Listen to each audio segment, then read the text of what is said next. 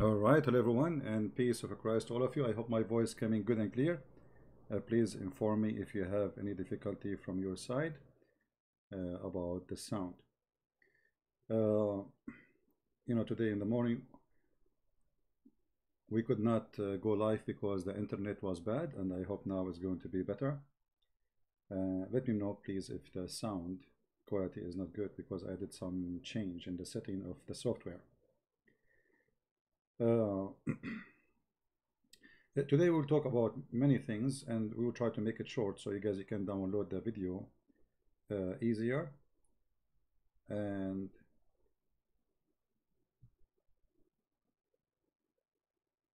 we will see how the Quran contains science. I noticed lately there's many kids, this is not the only one, who they are making like videos just in order to get subscribers to their account. So they make videos, a reaction of a Catholic person to the Quran. And Muslims, they go over those videos like crazy when you say that. So they make those videos, and they themselves, even not Muslims, just to make people subscribe. Like you start in YouTube, you might spend a year, you don't have even 500 subscribers. But when they make those videos about Islam, Muslims, they subscribe from everywhere, and you will have a huge channel very fast. So many of them, they are doing it as a business, and obviously it is. However, for us, what we do is not a business, it's serious. And those evil kids, they knew it's evil, and yet they do it. But life is full of good and evil. Today we will watch this video of Mr. Kim, who obviously is not convinced of what he hears, and this is why you see him in the picture doing his moves in his mouth and his eyes. The guy is explaining to him about his God, supposedly, and look at the move in his face. This picture actually from a video, this person next to him was explaining why Muslims don't eat pork. And I found the answer the most hilarious ever. The guy, he said that pork can decay faster.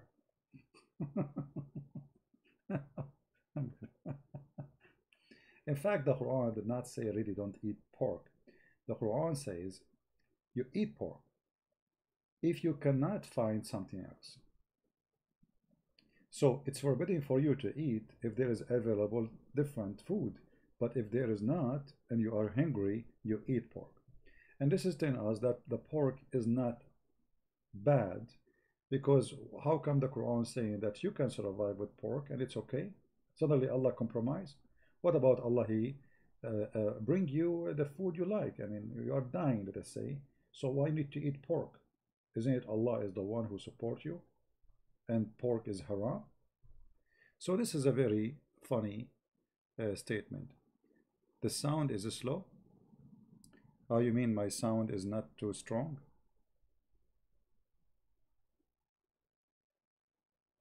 Okay, give me a second, please, to see why the sound is not strong. Okay, what about now? Is it better now? Is the sound higher now? Is it better? 1 2 1 2. Do you hear me better? I don't know, people, they are saying sound, please. All right, let me check the sound. The funny, I just checked with my phone, the sound was coming really good on my side. So why it's coming down from your side, I'm not sure really. Very low. Okay, give me a second, hold on.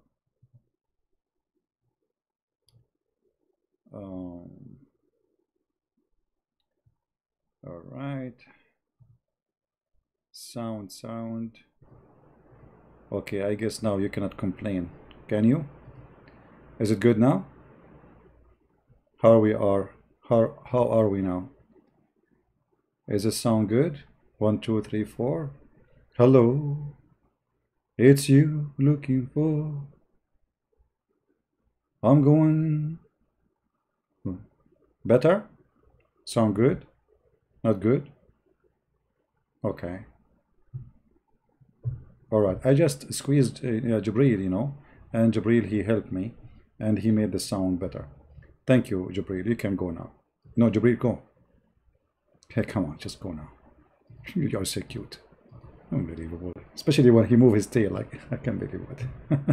Anyway, all right, we go back to our topic. As long as the sound is good now, and let us not to waste time and see what Kim will say to us. I will try to go fast over those things because we mentioned them before, but just to remind, in case somebody he watched the videos again, first time maybe, he will see what we spoke of. So this is Mr. Kim, and he was like, wow, surprised about the Quran. Okay, surprised about what? We will see. And you can tell actually from his the way he is acting, it's fake, you know. I mean, yeah, it's totally fake. This kid, he don't even know how to lie. Go and learn how to lie from Muhammad. Listen carefully. Water is essential for all living things. We all know that water is vital to life, but the Quran makes a very unusual claim. We made every living thing from water. Will they not believe? Quran. In this verse, water... Quran, oh, right there. Quran, oof, oof, oof, right there. I mean, everybody knows that people live by water. Without water, we die. I mean, look, no, the Quran, guys, the guy in the video, he said the Quran made a strange claim. I mean, how the Quran making a strange claim by saying the water is very important to life? Like, do we usually drink gas? And now Quran discovered that we can live by water. So the Quran made a strange claim. Look, did you hear it? Did you hear it? The Quran made this unusual claim. Unusual claim. This is never heard before. It's a very unusual claim. Wow. We made every living thing from water. Will they not believe? Quran. In this verse, water is pointed. You know, just to tell you, by the way, my family, my grandfather, he never drank water. You know, we Arab. Usually, we used to, drink Pepsi Cola. You know, 7-Up. This is why my grandfather, he used to walk 7 steps a jump. You know, so when Allah, he said in the Quran that something like this about the water, that was like shocking.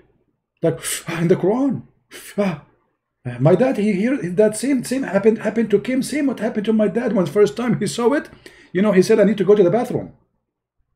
However, this is a stupid statement because this is a contradiction for the Quran. For the Quran says, Allah created creatures have nothing to do with water.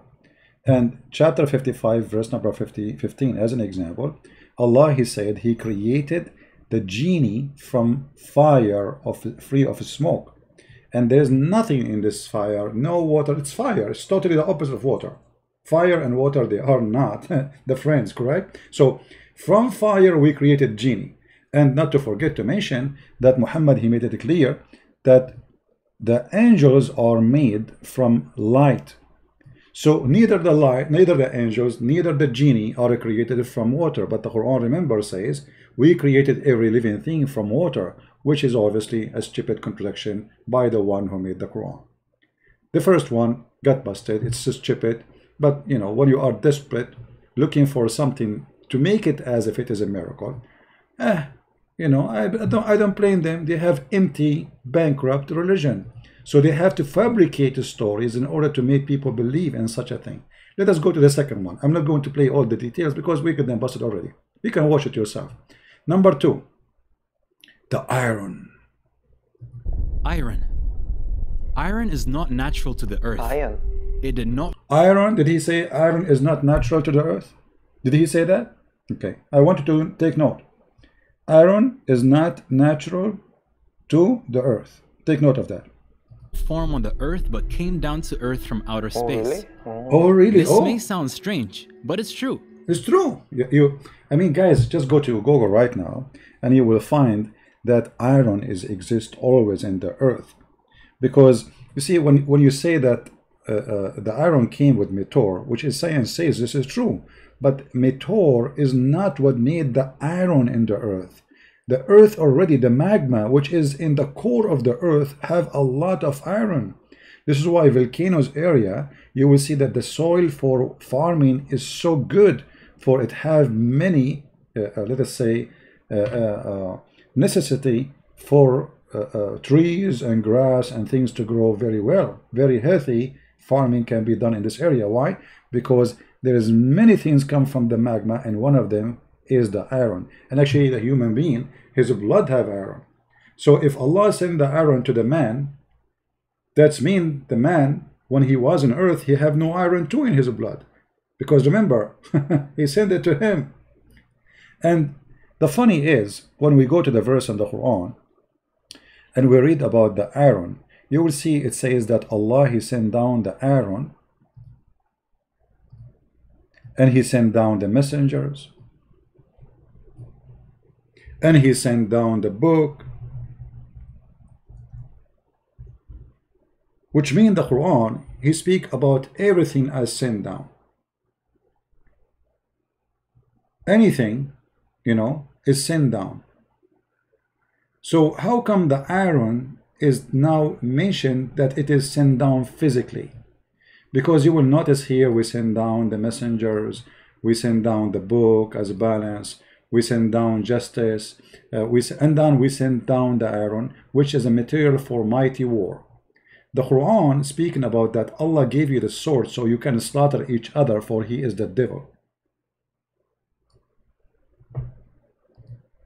Actually, just to show you how the Muslims, they try to fool people, isn't it the Quran says that Allah, he sent down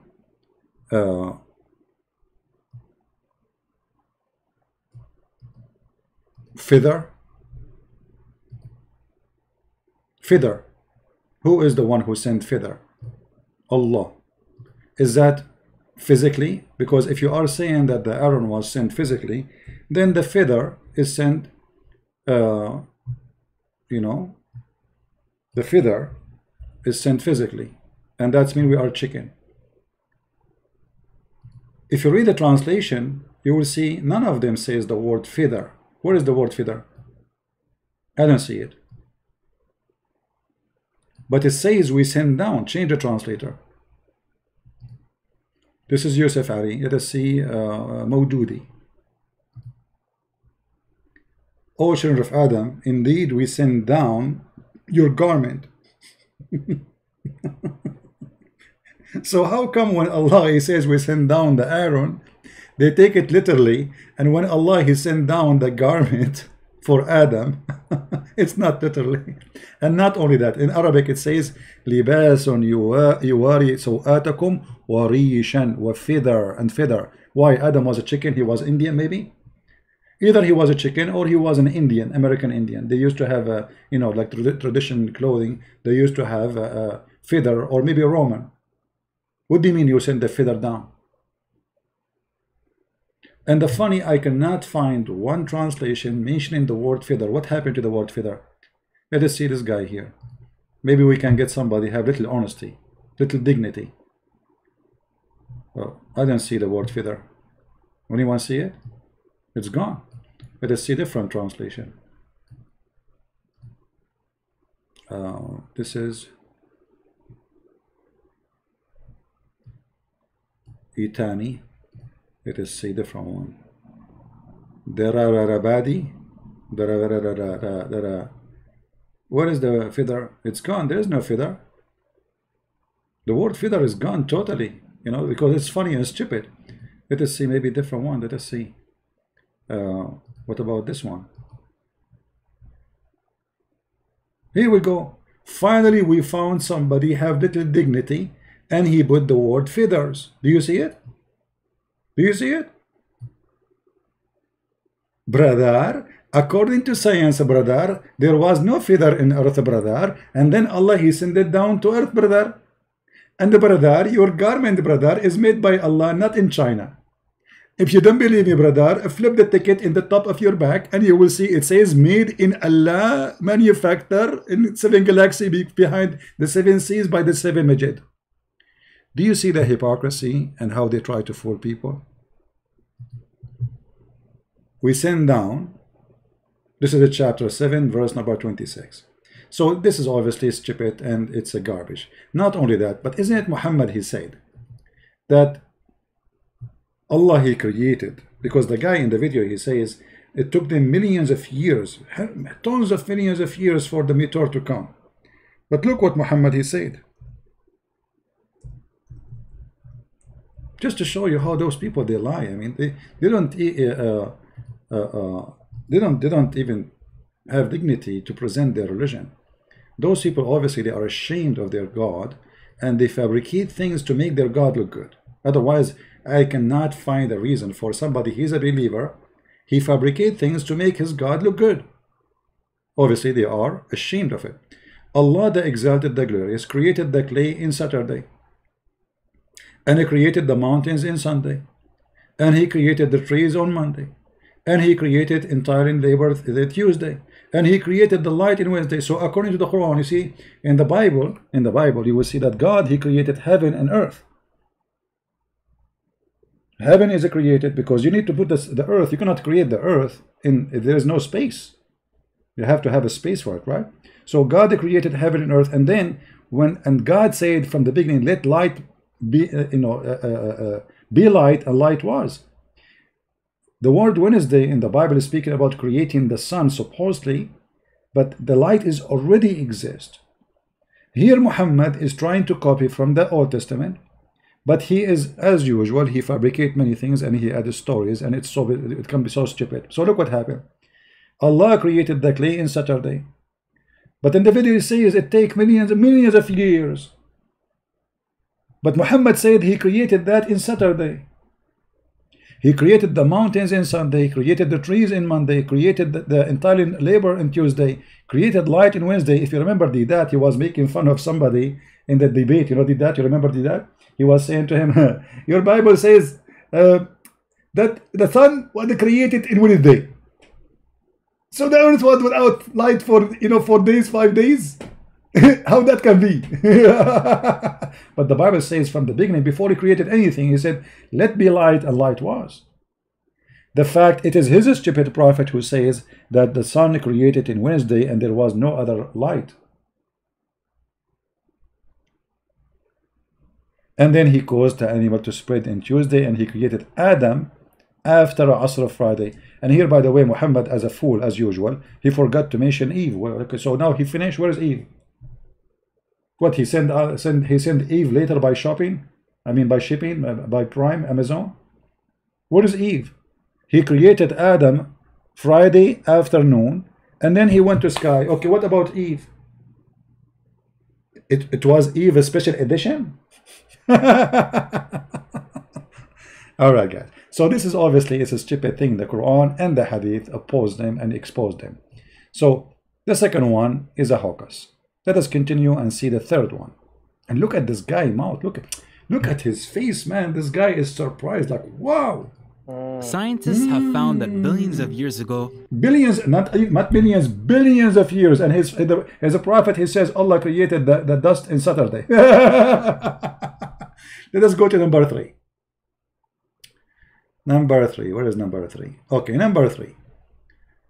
And this one is really hilarious. You see, I'm trying to go fast, so those who want to make video later, they can cut it off easy and they can repost it. All right? Okay. and protecting the earth. The sky protects the earth from the lethal rays of the sun.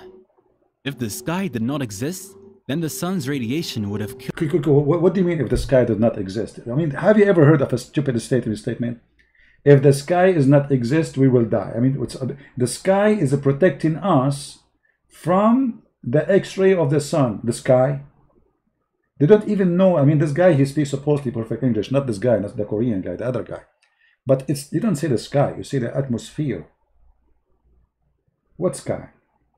Okay, so now they are saying that the Quran speak about the atmosphere. Let us see if this is true. Killed off all life on earth.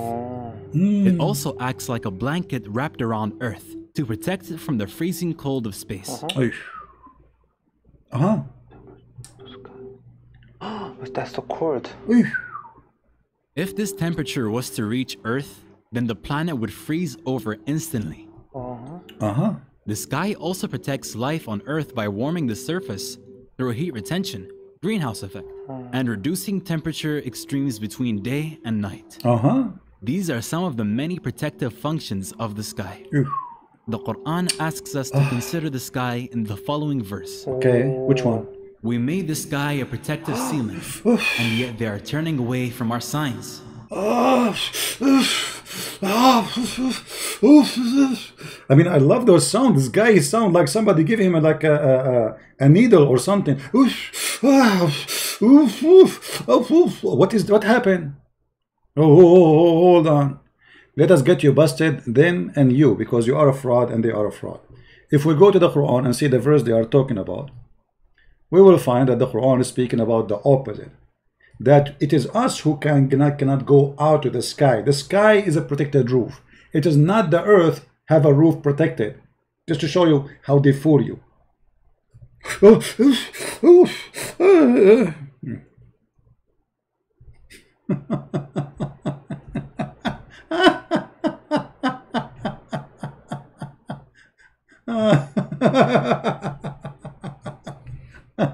Just to be sure, what was the verse? What was the verse? Just to be sure that we are quoting the correct one. Let me zoom in, because there's many verses speak about this thing. So we can quote the same verse, so they will not say, "Oh, he did not quote the same verse." It's very small to see. Hold on. Yeah, 21:32, correct. 21:32, perfect. That's the one. All right. 21:32. Here we go. 21:32. Read with me carefully. And we made the heavens as canopy, well guarded. Who is guarded? The heaven. Do you see it? What is guarded? The heaven. Now, I'm not going to talk about the verse before it, because here the verse is stupid, where it says that Allah, he put mountains in the top of the earth so the earth will not be shaky, because Muhammad, he thought the earth is like a carpet, and Allah, he put rocks in the top of it so this carpet will not fly. And you can read the interpretation about it, you will die laughing. Because according to the Quran, as you see, we have set on earth mountains standing firm.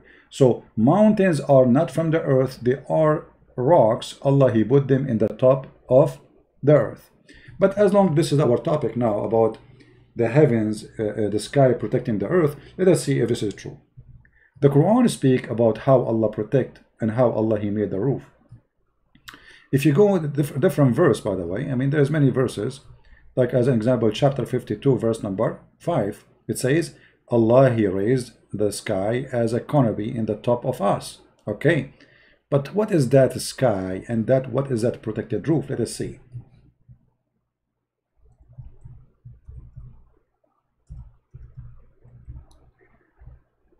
Muhammad, as all frauds, he have a lot of legends in his book. Chapter 15 verse number 18 speak and tell us the answer for this question. According to Muhammad, the genies, they try to steal information from Allah. So Allah, he guarded the heaven. Do you see? Allah, he created the heaven. Read with me carefully. This is a chapter 15 verse number 16. It is we who have set the zodiacal sign in the heaven, and we made them fire seeming to all beholder. Okay, fair seeming, sorry. So Allah, he created the stars for decoration, so we can see it. And this is stupid. Why? Because the stars we can see by our naked eyes is very little. And actually, even the stars we can see with the most advanced telescope is still very little, because we cannot see the whole universe anyway. And then he says, and we guarded them. We guarded what? The heaven from every cursed shaitan, Satan. How? But what does that mean? Because they try to gain hearing and steal. So Allah, he pursued them by a flame of fire. Do you see it? So do you see how the verse was talking about that when shaitan, he tried to steal information or he fly out of the earth, Allah will shoot him in his ass.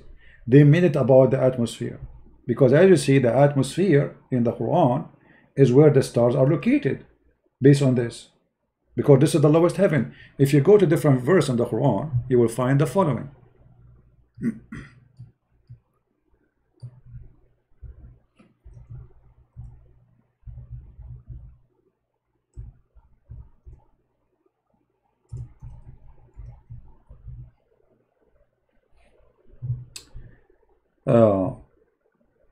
Chapter 36, 37, verse number 6, chapter 41, verse number 12, chapter 67, verse number 5. What is the lowest sky in the Islam? Is where the stars are located. So that cannot be the atmosphere. Read it. All those, they are saying that correctly. I mean, clearly. So we decorated the lower sky with stars. The lower. But based on that verse, he's talking about, he said that one is speaking about the atmosphere. But as you see, the lower heaven, there is 7 heaven in Islam. The lowest one is where is the stars. According to the Quran, there is 7 stars, 7 heavens and 7 earth. Have you ever heard of such a stupid thing?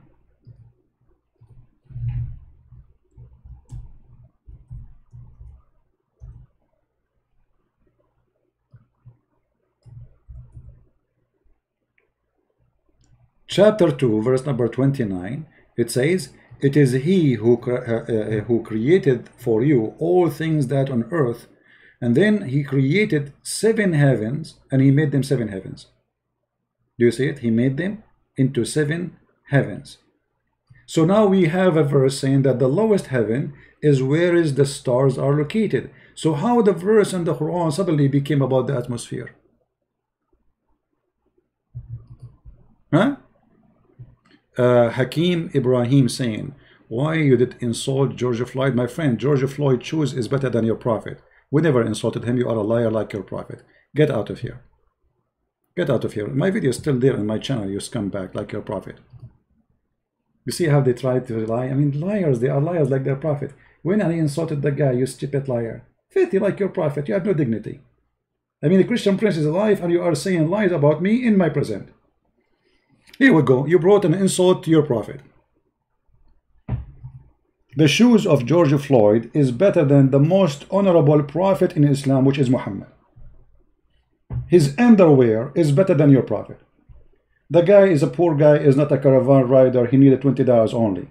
You're a prophet. He have 13 wives in his house. 13 houses, 13 wives. Still he was riding caravan and raping women and stealing money. This guy is a poor guy trying to feed his family. Your prophet was riding caravans for what? For he is a thief. He's a fraud. He kidnapped women. George, he never did that. So the shoes of George Floyd is better than your prophet, peace be upon him. Thank you very much. Now we go back to our topic. It is he who has created for you all things, and he made the sky seven sky. And he, in this place, is where Allah, he made the stars. So do you see how they lie and they make it that the sky, Allah, he said the sky is a protected roof. That means it is the atmosphere. In other verse in the Quran, it says that Allah, he changed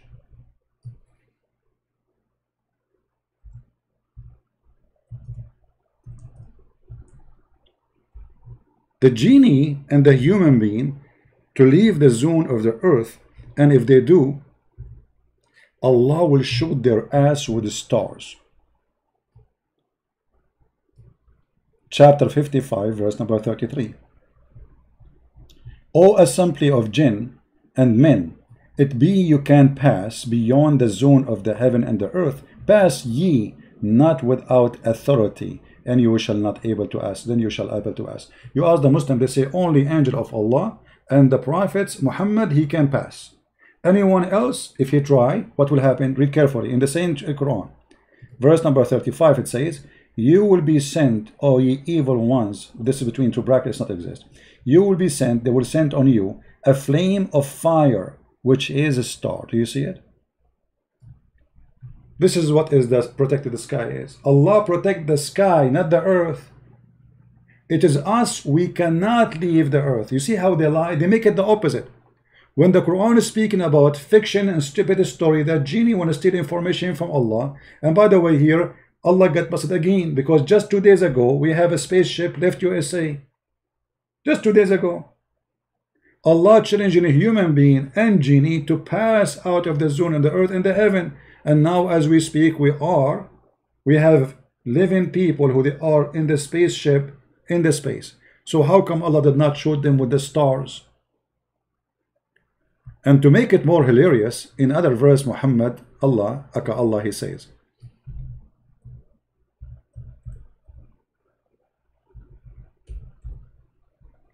chapter 67, verse number 5, and we decorated the lowest sky. How can see the lowest sky? They made the lowest sky in the video is the atmosphere, but the lowest sky is where the lamps is, the stars. And we made such lamps as missiles to drive away the evil ones. Do you see it? So Muhammad the stupid, he's trying to describe why he is in the desert. He sees sometime some meteor falling down. So the stupid guy, Muhammad, he thought those are stars. And Allah is shooting this evil shaitan when he tried to go out of the sky. So Allah... Scientific, very scientific, clear. So do you see how they fabricate? This is a book, they speak it, this is about science. I mean, how those people, how come they don't make a video about this? How come in their videos about science, here we go, this is about the sky, space, Star War. This is Star War, literally. How come they never mention anything about those verses? Because the whole idea is deception and how to fool you. Let us go back to the video. So this one did not work. The second one is stupid. And look at this guy's mouth. Ooh, ah, ooh, ooh, ooh, ooh. What a fraud you are. Let us continue. Okay, so this is number 2 is a fraud. Number 1 is a fraud. Let us see, maybe number 3 will work. What is number 3? Let's see number 3. This is, did we pass number 3? Hold on. I don't think so. Let us see. This is how we passed many actually. Where is number 3?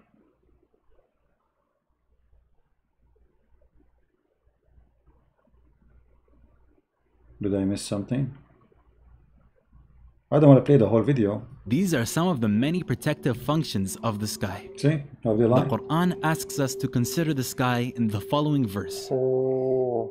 We made the sky a protective ceiling, and yet they are turning away. See, even the verse, even the translation says, we made the sky protected ceiling. The sky, it is the protected ceiling, not the earth.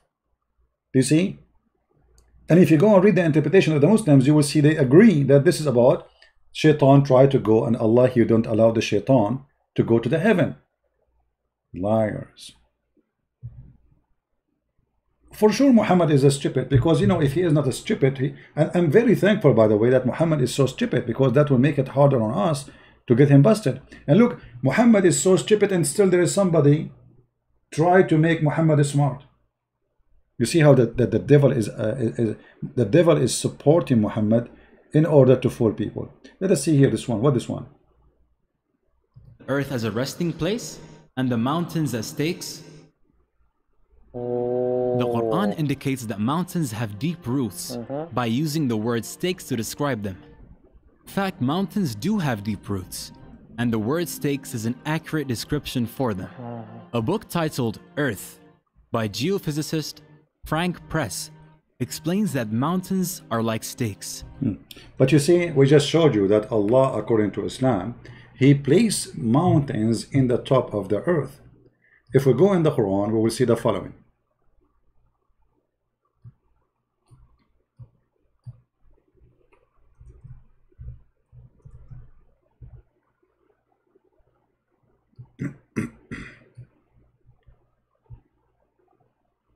Oh boy. You know, deception is easy to get bust, but if you are naive and you don't have you know, knowledge, people, they can fool you, or you know, very easy. Actually, already we showed you that Allah, He claimed that He placed the mountains in the top of the earth. And the mountain has He firmly fixed, okay? If you read the Quran, you will see how Allah created the earth here, which is chapter number 79, which is totally contradiction for chapter 41. Take notes. Chapter 41, it says that Allah created the earth and finished everything in the earth, and then He went to the sky, and then He made the stars. Chapter 41 is the opposite from 79. Here, Allah, He created the sky, and then He came to the earth, and He made the earth flat, and then you see the translation, it says He made the earth extended. If you remember, the Muslims, they say that the Quran says that the earth is like a circle. Remember? They say the word dahaha. The fact the word dahaha is a flat. They lie about the meaning of this word, and they say it is circle. If you go to the tafsir, this is chapter 79, verse number 30.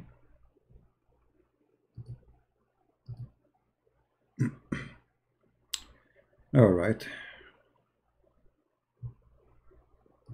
My security is high. Give me a second.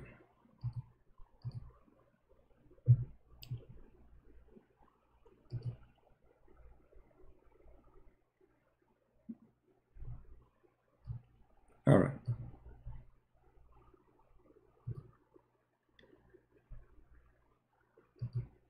Chapter 79, verse number 30. You go there, you will find the following. And remember, this is the Muslims explaining the verse, not me, because the Muslims, they might say, a Christian prince is not being honest with you. Okay, this is their scholars, the highest scholars. This is why this is the official government website of the Kingdom of Jordan. All right? So this is not a Christian prince saying that. This is them, you know. Okay, hold on. We chose the wrong verse. Sorry, verse number 30.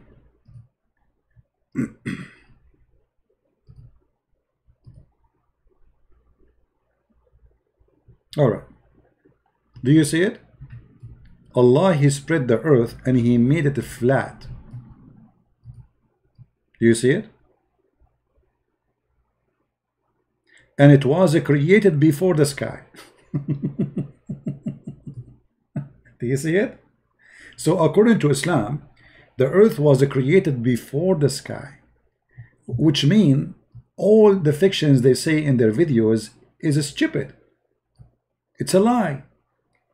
Because according to science, the earth was very young compared to the universe. But in the Quran, the earth was created before all the stars and all the sky. Do you see it? Is that a Christian Prince translation? No. Is that a Christian Prince interpretation? No. As you see, this is the official government website of the Kingdom of Jordan. So they do their best to lie to you, hoping that you are a fool, so we can fool you. Good luck with that.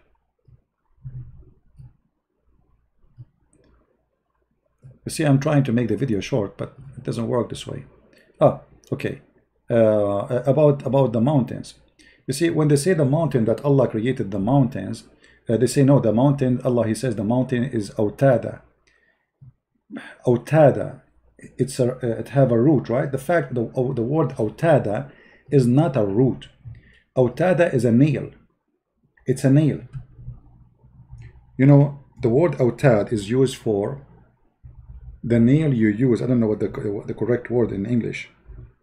When you have a tent and you want to fix the tent down, you know what I mean? I don't know what they call that one. And you see the same word appear many times in the Quran. Chapter 38 verse 12, chapter 78 verse number 7, chapter 89 verse number 10. If you click here, you will find the mountains as pidges, and that alone is enough to explain that Islam is false, because according to Quran, Allah, He dig the mountains in the ground, He fix it in the ground, when the fact the mountains are coming from inside the ground, not the opposite. You know what I mean? If you go right now and you search in Google how the mountains is formed, how the mountains is formed. Let us see. How mountains. And this is have nothing to do with the Christian, Jewish, Hindu. I mean, you can search right now.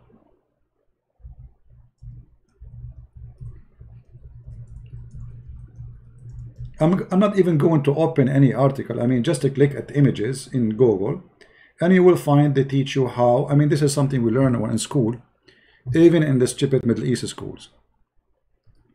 This is how the mountain forms. There is either a volcano from the pressure of the lava or the pressure of tectonic plates. So the earth is not a nail was put down in the ground. It is the opposite.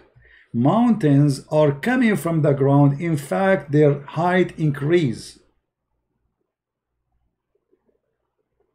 So do you see how stupid what they are saying? Because according to the Quran, and they are the one who says it is autada, and they say it has a root. The fact, the word root there is not exist. The word there, as you see, it's a nail. And that nail is something you push down in the earth, not coming from the earth. So Allah, He put nails in the mountains as nails. If you go in the Quran, you will find the following, just to confirm more.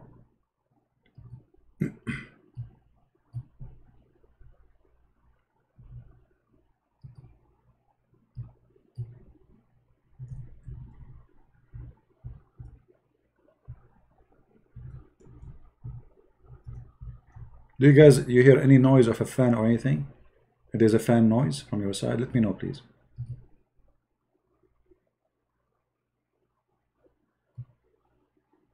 You see a translation here, it says has firmly fixed, but in fact in Arabic it says arsaha. Arsaha mean he put it down. Let us change the translator. This is Yusuf Ali. Let us see different translator. Go ahead. Let us see.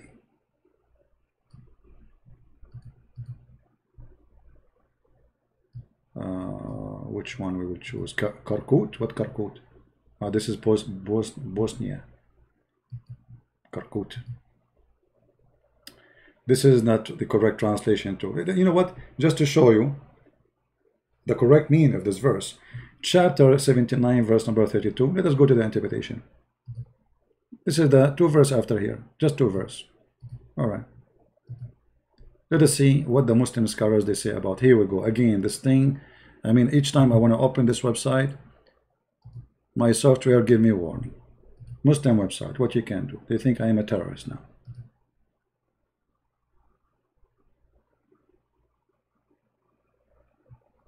Here we go. Read carefully with me. This is the Muslims' interpretation, not me. And has set firm the mountains on the face of the earth, so that it stays still. So do you see the science of the Quran, how stupid it is? So the earth was created, and then Allah, He created mountains as rocks, and then He pushed it down in the earth, and He, in the face of the earth, not down in the earth, in the face of the earth, so the earth will not move. It's in front of you. Let us go to the other miracle. This miracle is not working. It's a fraud, obviously. Maybe the second miracle will be good. Maybe, you never know. I mean, we might get lucky. Tell us more, Dudu. Let us move and see the one after. What is the one after? This one? There's one here. Expansion of the universe was described in Quran. And it is we who have built the universe with our creative power and keep expanding it. Okay, hold on. Where it says we keep expanding it, where the word it, because when you say it, you make it go back to the sky, right? The fact in Arabic it says وَإِنَّا لِمُوَسِّعُونَ, did not say mention the sky at all. Said we build the sky, we build the heaven, we build everything, and we can't even do more. There's nowhere the word expand is exist. Let us see if this is true or not. I mean, how come the Islamic interpretation for the Quran does not match with those miracles? You know what I mean? Chapter 51, verse number 47. Do anyone sees here? It says that Allah will expand the space.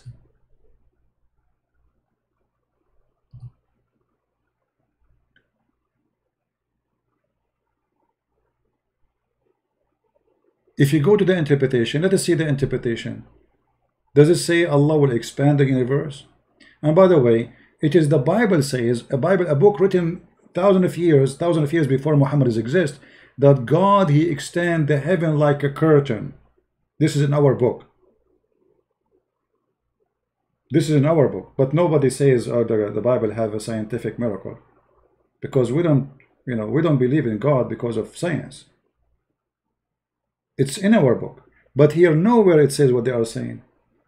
All what the Quran is saying, that Allah, he can do more. Let us see the interpretation, chapter 51, verse number 47.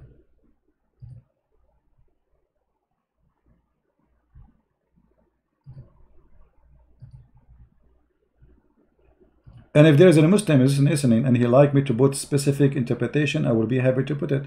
And you will see, he himself, he will regret. Each time I want to open this website, is going to give me this message. Do you see, guys? What is the word expand?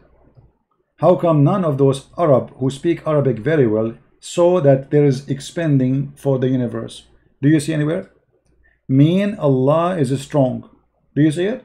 He can do more. He's strong. There is no expand. There is no expansion. Nobody getting fat and nobody getting skinny, and all of this is a lie. Hoping that because you do not know Arabic, we can fool you, and you shake your head because Dudi is shaking his head. Ooh, wow. But as you see, this is their interpretation. Why the scholar did not see the word? Okay, how come in the Quran it says Allah will expand the heaven, yet those scholars, they did not notice? They don't speak good Arabic? Maybe they don't. You never know, brother.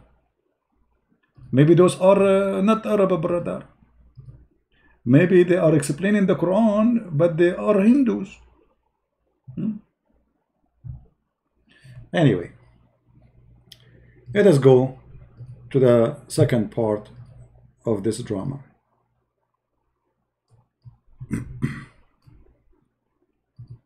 Or maybe those who made the interpretation for the Quran, they are Jewish, brother. Jews, brother. Let us blame the Jews. Okay, tell us more. Let us move to the other one. What is next? The sun in orbit. Oof. In 1512, the astronomer Nicholas Copernicus put forward... Nicholas Copernicus. It's not a guy, his name is Abbas. It's Nicholas Copernicus. Always the one who discover things are not Muslims. Praise be to Allah. Okay, what this guy he noticed? Forward his theory that the sun is motionless at the center of the solar system and that the planets revolve around it. The belief that the sun is stationary was widespread amongst astronomers until the 20th century. It is now a well-established scientific fact that the sun is not stationary, but is moving in an orbit around the center of our Milky Way galaxy. Did he say around our Milky Way? So it's not around the Earth. Let us get him busted. According to Muhammad, the sun, it is the one who is moving around the Earth. Let us read together.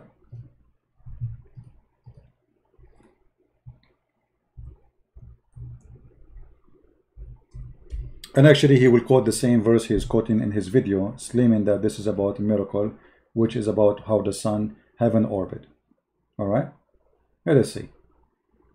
First of all, Muhammad is the only scientist who discovered that the sun set in a murky water. And this is confirmed in the Quran in chapter 18, the cave chapter. I was sitting behind the messenger of Allah who was riding a donkey. By the way, at that time, Muhammad, he used to go to the space riding donkey too. So at that time, donkey was a spaceship for Muhammad.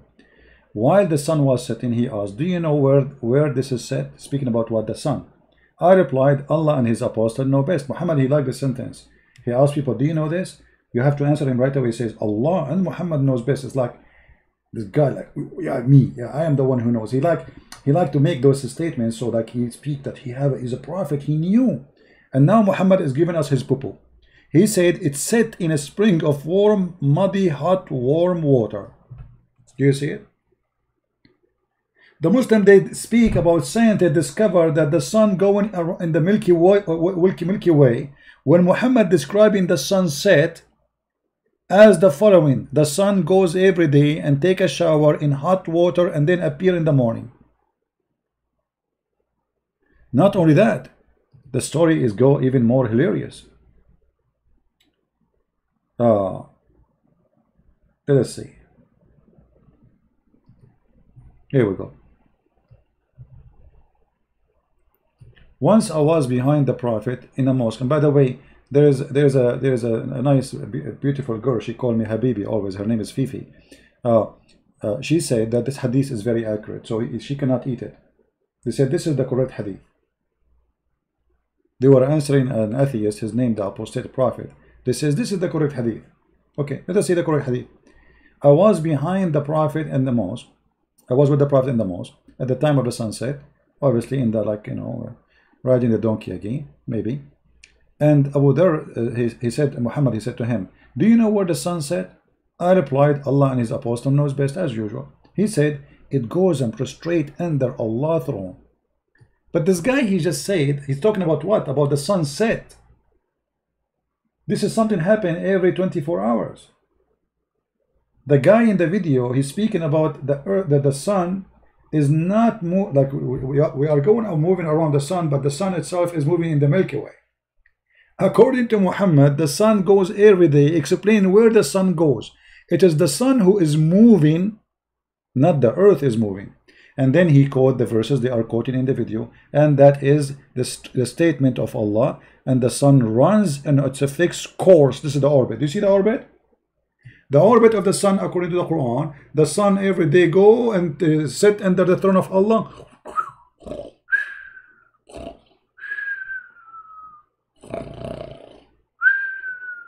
And take a nap.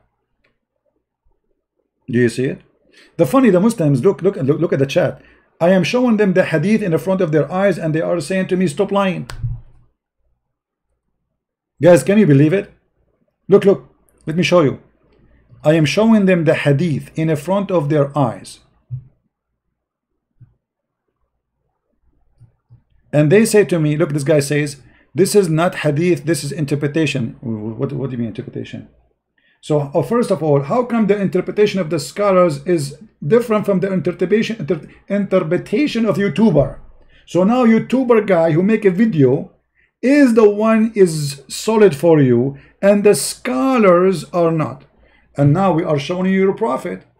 Are you going to say your prophet he have wrong interpretation too? Obviously a guy in YouTube, he understands the Quran better than Muhammad. It's obvious. And now look at this guy Feroz. Stop lying, please. Please stop being stupid, because you are just accusing now your prophet to be a liar, because it is your prophet who said that, not me. You see, it says there, the prophet said, I was with the prophet in the mosque in the time of the sunset. The prophet said, not the Christian Prince. So we showed them the prophet said, they said to me, stop lying. Muhammad said, stop lying. It's in front of you, stop lying. The other guy, he said this is interpretation. Muhammad interpretation is not accepted. Muhammad interpretation is stupid. Muhammad, we don't follow Muhammad. We follow Fifi and Mimi. We Muslim, we don't follow Prophet Muhammad. We follow shish kebab hummus. Who's Muhammad? We never heard of him. Muhammad says that, we don't accept. You see, can you believe it? They are following a kid in YouTube making false videos and they don't accept their prophet interpretation. Are you saying Muhammad was lying when he was saying this? Yes, he was lying. Obviously. Thank you very much for mentioning this. And this is Sahih al-Bukhari, so you cannot say this is da'if. Da'if. Yeah. So it's a fraud as usual. So this one, number 6, it turned to be a fraud again. Let us continue. What is next? The sun have an orbit, right? The sun is asleep in the murky water every day. Number 7, the ocean. Let us see. Number 7, the ocean. Okay. Oof, oof. To convey its deep meanings. Here it describes the state of the unbelievers as darkness out in a deep ocean, which is covered by waves, above which are waves, above which are clouds, layers of darkness, one upon the other. When one puts out his hand therein, he can hardly see it. Those God gives no light to, they have no light. It is commonly thought that the waves only occur on the surface of the ocean. However, oceanographers have discovered that there are internal waves that take place below the surface of the ocean. These waves are invisible to the human eye and can only be detected by specialist equipment. I mean, guys, this is just to show you how easy to get them busted with this one too, as usual. Did you notice that the verse he mentioned, it says there's a dark cloud? Does it say that?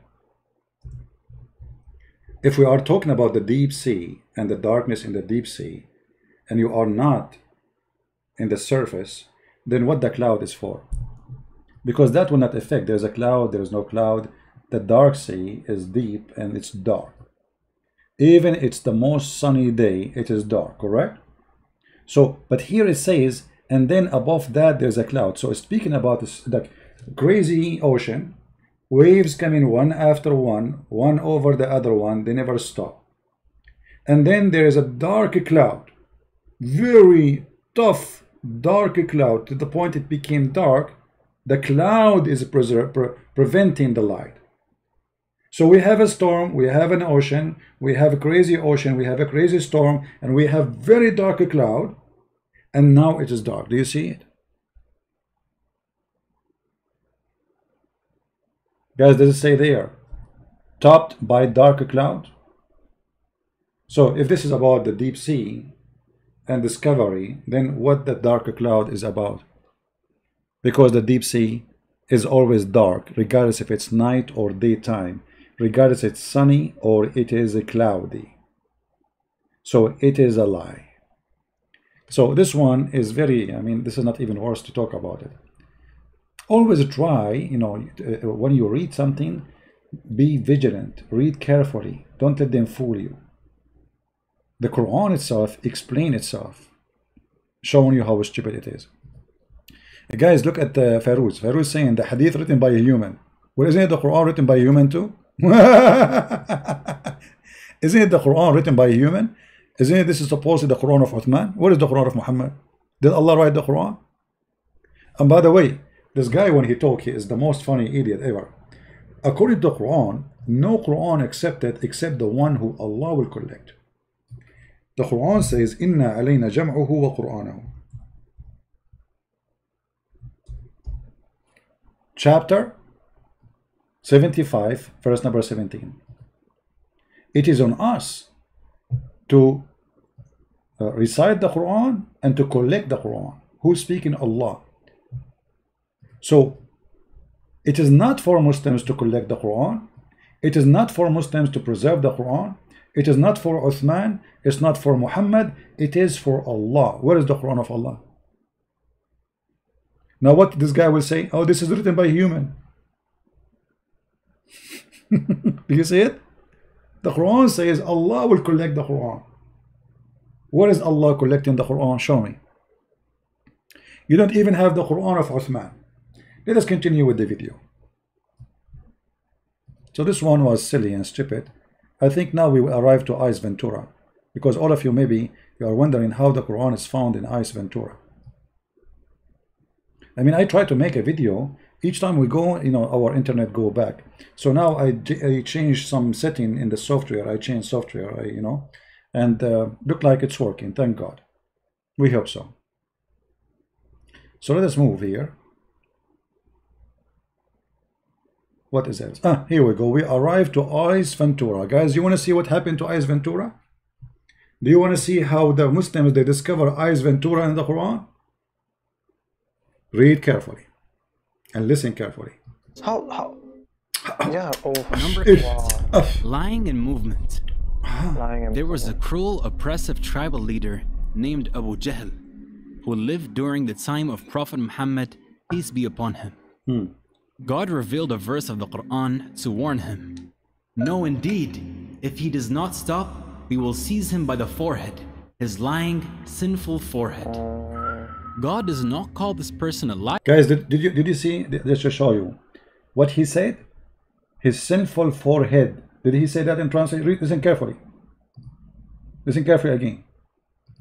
Named Abu Jahl, who lived during the time of Prophet Muhammad, peace be upon him. God revealed a verse of the Quran to warn him. No, indeed, if he does not stop, we will seize him by the forehead, his lying. See, it says forehead. Forehead. Just to show you how those fraud they work. Nowhere in the Quran the words forehead is used. Nowhere in the Quran the word forehead is used. This is their fraud as usual. And this is why I decide to make the video named as Eyes Ventura. Suddenly Eyes Ventura is in the Quran because the verse in the Quran is speak literally about little hair in the front of your head. Where is Eyes Ventura picture? Let me get it.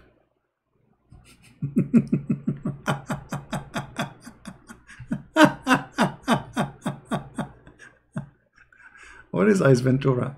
Hold on, Eyes Ventura, here we go. Eyes Ventura, brother.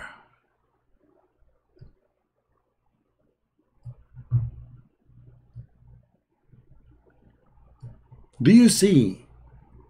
Oh, hold on, let me put the picture more clear for you.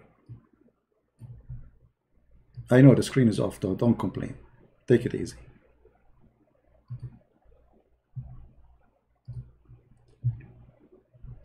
What the Quran speak about is the hair in the front. This is how Allah will grab him from there. You cannot grab a human being from his forehead. Why? It's a tail. There's a handle there. So you grab him from his hair. How we can prove that? This is what it says. Go, all of you, read the verse. Just read the verse. You will find that all translation does not say what he's saying in the video. If we find that all the translation of the video of the Quran never said what they say in this video, the question, why they are lying? You know what I mean? Why people who they are religious, when the Quran is speaking about this little tiny thing in the hair in the front of your head, in case you have that hair there, you might be bald. This is what the Quran speak about. Nasiya. Let us go to the Quran and see the word. Give me a second. I mean, I cannot believe it. How trashy, how low class, and how they try to fool you, hoping that you are a donkey. You know what donkey mean? Donkey is someone who don't want to go and check out what people say. Anything I say to you, I show in the screen. However, I advise you to go and check it out yourself. All right? So here in the translation, he said forehead. Let us go to the Quran. Right in the front of your eyes. And I will use only Muslim translation.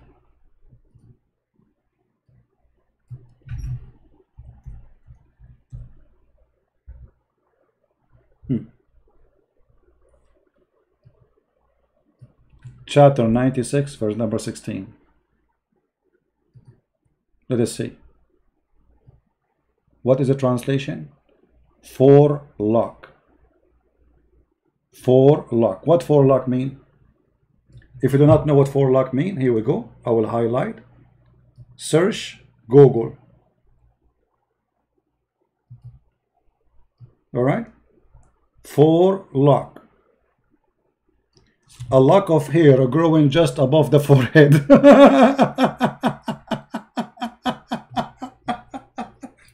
Suddenly it's about the brain, about the head, about the front area of the brain, where is memory and lying. It is the hair. It is the hair of Ice Ventura. Do you see it? This is what forelock is, especially if you are a donkey.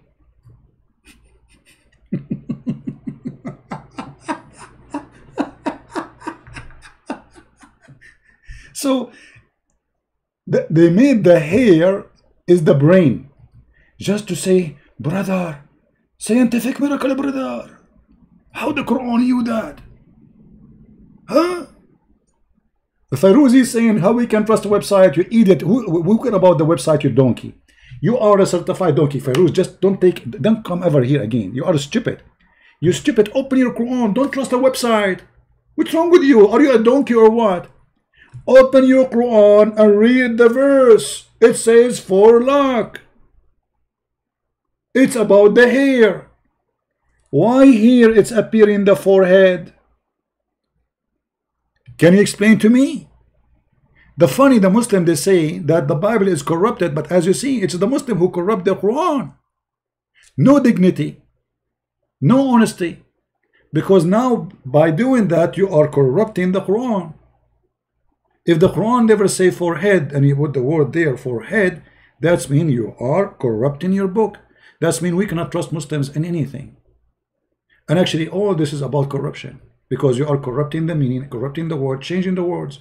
So what was here suddenly became forehead. And why we do that unless we are doing it on purpose? There's no reason. There's no reason to do that unless you are a fraud.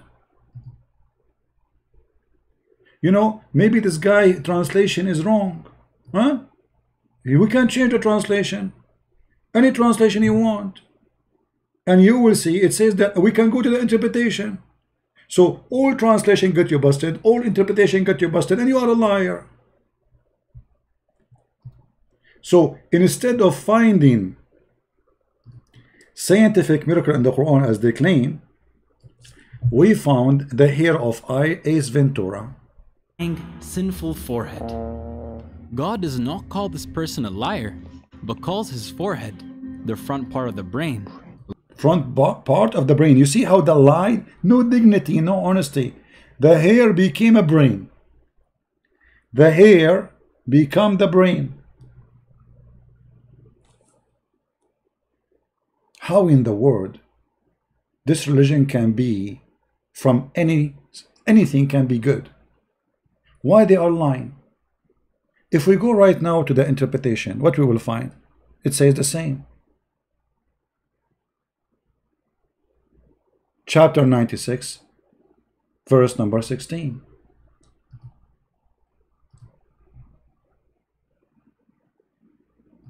No honesty, no dignity, no honesty in any way, in any mean.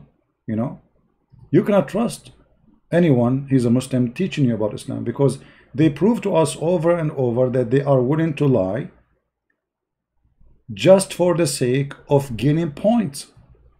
Read it. It says his forelock. Do you see it?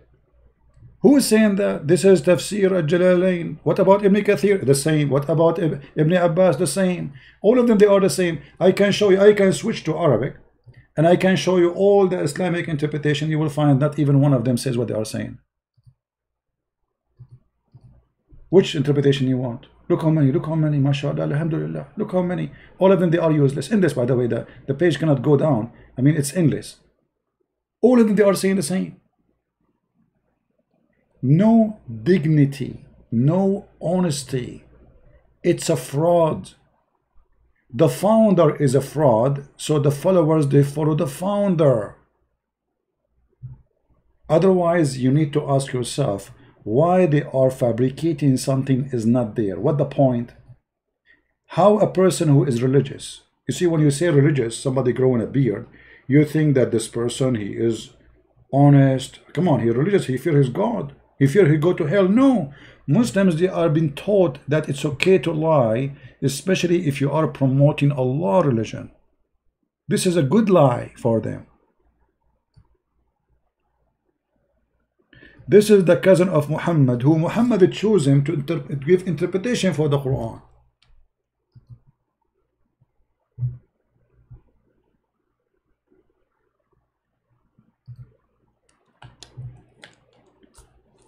So my friends, I have a, all of you have my book, Quran and Science in depth, right?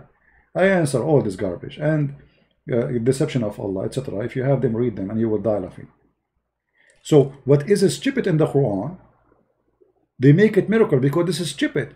How the hair became liar. How the hair of a person became a liar.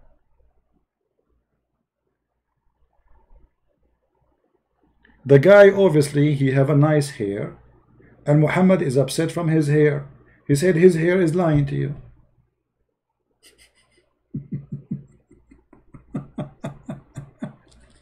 But what hair have to do with the brain? Suddenly, what the Quran is saying is hair. Suddenly, the brain of a human being is in the hair. No dignity, no honesty. You cannot trust them. You cannot listen to them. Never learn Islam from Muslims. This is my advice for everybody. I have my videos by thousands, English and for free. And they are translated to many languages. And actually soon I'm going to release a couple of books for free too. All right. You know, all of you that we support ourselves by the books we make, right? However, I prefer to sacrifice very good amount of my income and reach to people who they need badly my books. And this is what we did. We gave our book to the Indonesian for free, right? So I hope soon I will be able to release some translations in other languages, so people they can read and for free.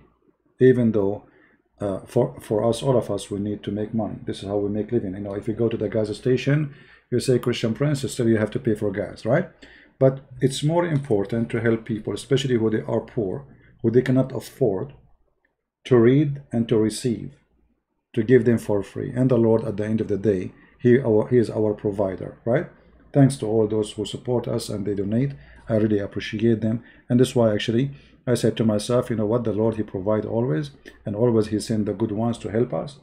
So I will be busy in this coming week. Maybe the week after, we will have a good party and we will release those books for free. All right.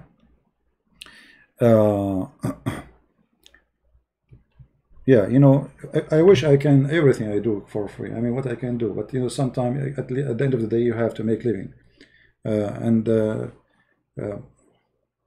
mean, everything around you. If you go to the store for 5 minutes to come back, you spend $100. Still, I'm not complaining, by the way, because thank God everything is good. I mean, America is cheap comparing to other countries. Not like Europe. Europe is very expensive. So God is good, and the Lord, He is always our provider, and I cannot complain. Never, this is what I learned through my journey with life. You struggle, but always the Lord, He opened doors. And actually, the more you struggle, the more doors open. This is my experience. The more you go through hard time, the more easier it gets. So the Lord is good, and God is good, and He is the one who always helps us. Are you working in Quran translation? I'm working, but very slow, because as you see guys, when I finish from here, you think I'm done? Questions. Can you talk to my son? Can you talk to my daughter? I have my husband, he's a Muslim. I have etc. I want to leave Islam, but my family. I mean, I have a lot of work under the air, because most of those people, they don't want to speak live on air. Either they are scared, or they are shy, or etc. And I understand, Islam is a scary cult. So people, they need reference. I mean, if you open my Skype, please don't send me message in Skype. I cannot read your message. One of the bad things about Skype, if you send me a message a year ago, it's not going to appear in the top. It's going to appear where it was a year ago. So I have thousands of messages. And each one of you, he think I saw the message. It's impossible. All right. Farouz, the debate very. My friend Fifi, I like Fifi. She is very nice. However, why you don't ask Fifi to give me his Skype? I will call him now. Guys, how many times we said we call anyone? Here we go. I'm here every day. I mean, do you dare to debate Fifi? Fifi is scared from me. He's hiding. Where's Fifi? Here, give me Skype. I will call him. Fifi.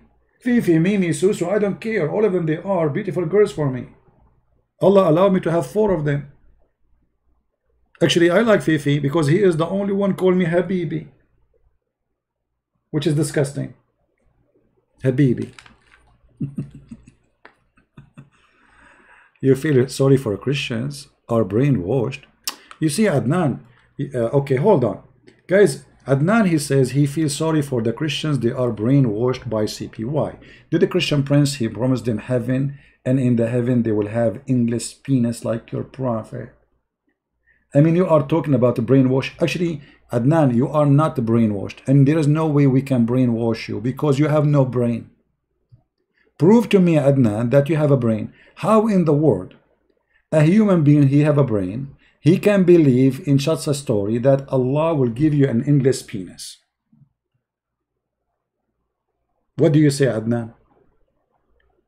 A human being, he have a brain, he will believe in. So imagine, guys, Adnan is now in China, his penis in the Milky Way, and he's keep going. Here, Adnan, do you see your penis? Brother, I cannot see the end of it. Brother, I am afraid that your penis will go inside the sun and is going to be barbecue, such as this. Endless penis. 1 mile ass, 1 mile butt, and you are talking about brainwash. Have you ever heard of a prophet? He promised his followers 1 mile. What's wrong with half mile? Huh? And by the way, I like them 2 mile. Why only 1 mile? What's wrong with your God? Only 1 mile. I was, hoping to open a resort in the top of her butt, like invite, like we do like sliding, or what they call it, this ski board, because it's very smooth, brother. 1 mile. What about 10 mile? It's not a verse, it's a hadith. Look at this donkey. He don't know even if it's a hadith or verse. Yeah, smart people. Are you there, Adnan? Do you have an answer, Adnan? Adnan, the Quran promised us women with big boobs. Guys, do you remember the guy who called me just yesterday? And he said to me, nowhere in the hadith it says big boobs. So we showed him the Quran. He said, so what? The Quran promised us big boobs.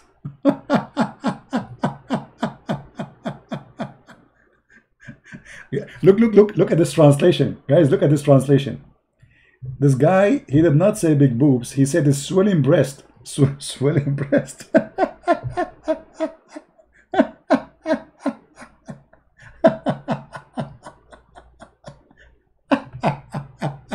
That's a good translation. Swelling breast. This will remind me of the hadith where Zainab, she said after Muhammad, he flirted with her in the house of her husband, which is the son of Muhammad by adoption. She said, each time Zayd, he tried to have sex with me, Allah, he made his penis swell. Ouch, that hurt. Thank God it's not me, her husband.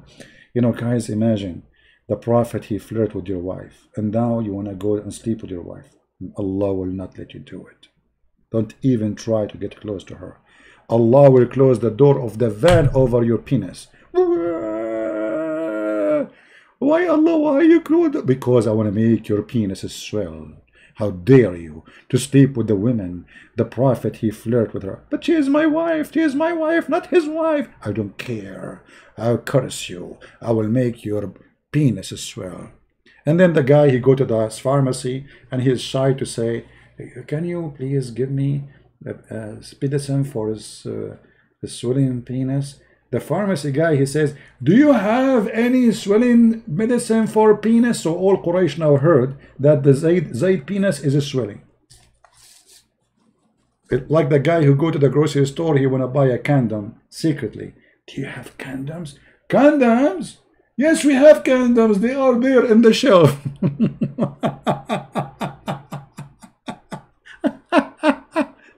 Adnan, are you there? What a hilarious cut.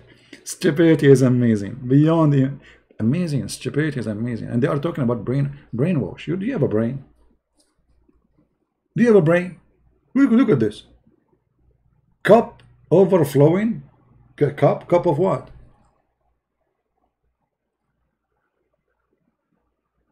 Unbelievable, brother. So the sound is good, broadcast is good, everything is good, thank you God. Look like it's working fine. I hope from now on it's going to be better.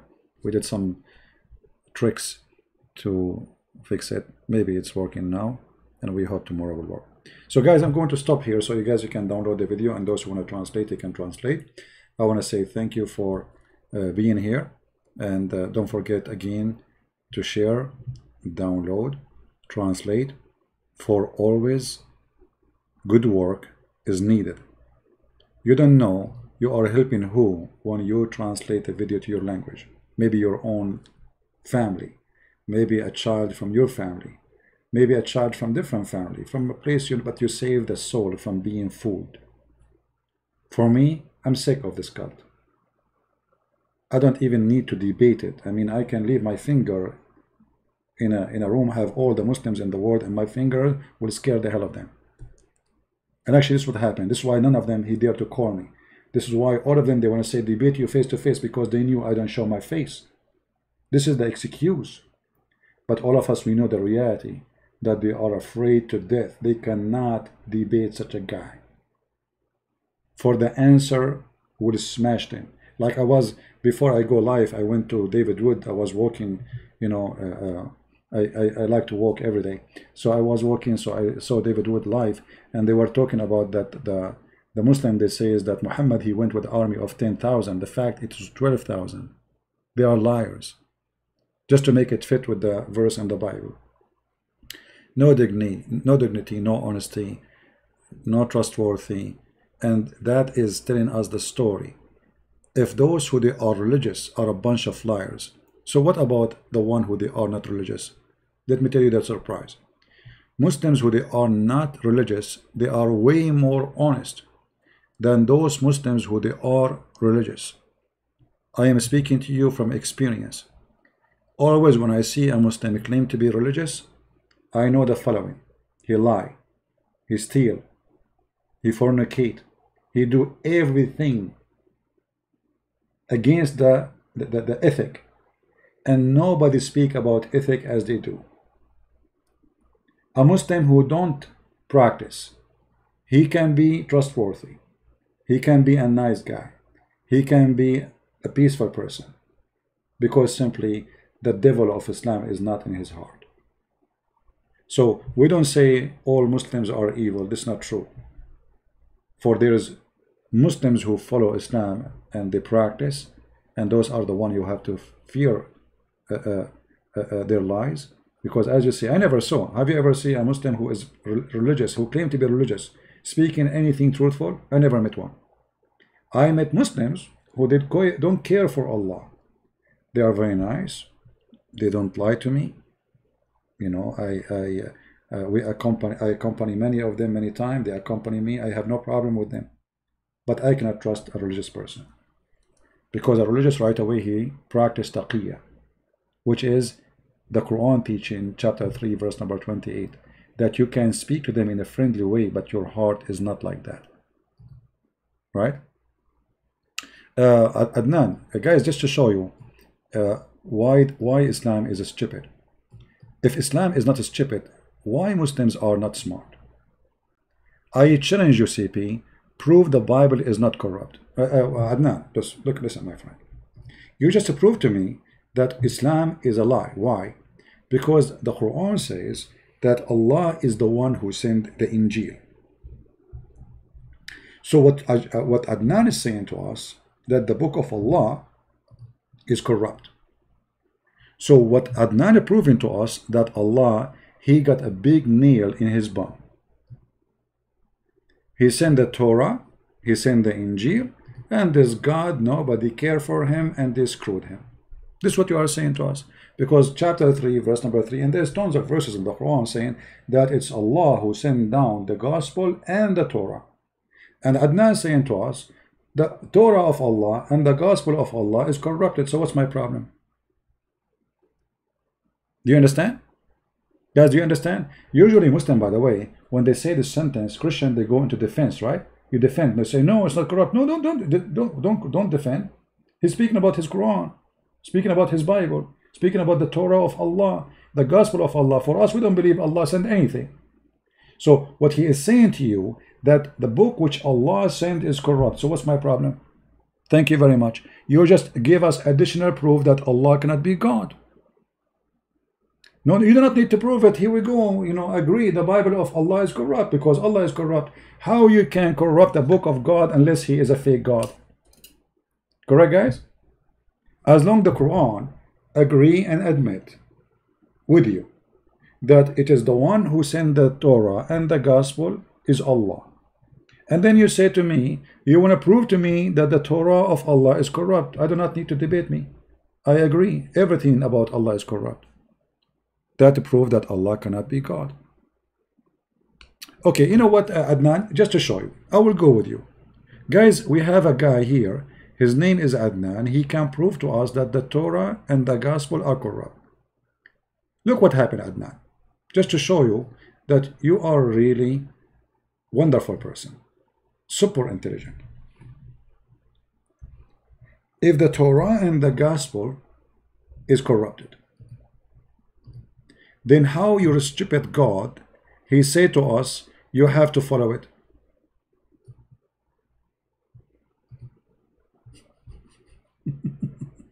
In the time of Muhammad. Chapter 5, verse number 68 and other verses saying, O Christians, O Jews, you have nothing to stand upon unless you follow the Torah and the gospel. Okay, so I want to follow the Torah and the gospel where it is. The Quran at that time is speaking about the book they have in their hand. This is 600 years after Jesus. Allah asking the Christians to follow the Torah and the gospel. And this is the same book we have right now. So your God, Allah, is stupid then. Not only that. No screen? Oh, sorry, guys. I apologize. Do you see it? Chapter 5, verse number 68. Same time, as long the Torah and the gospel are corrupt. So how come Muhammad, he say this?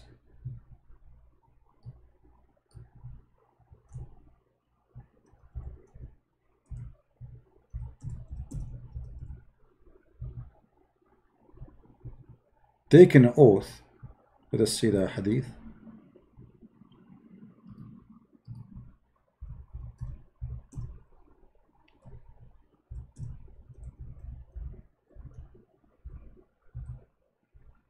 All right.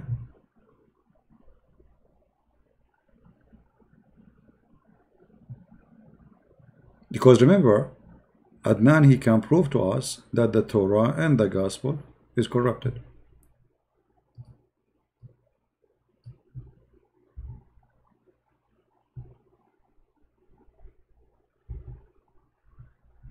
Where is the hadith? This website is horrible. Hold on.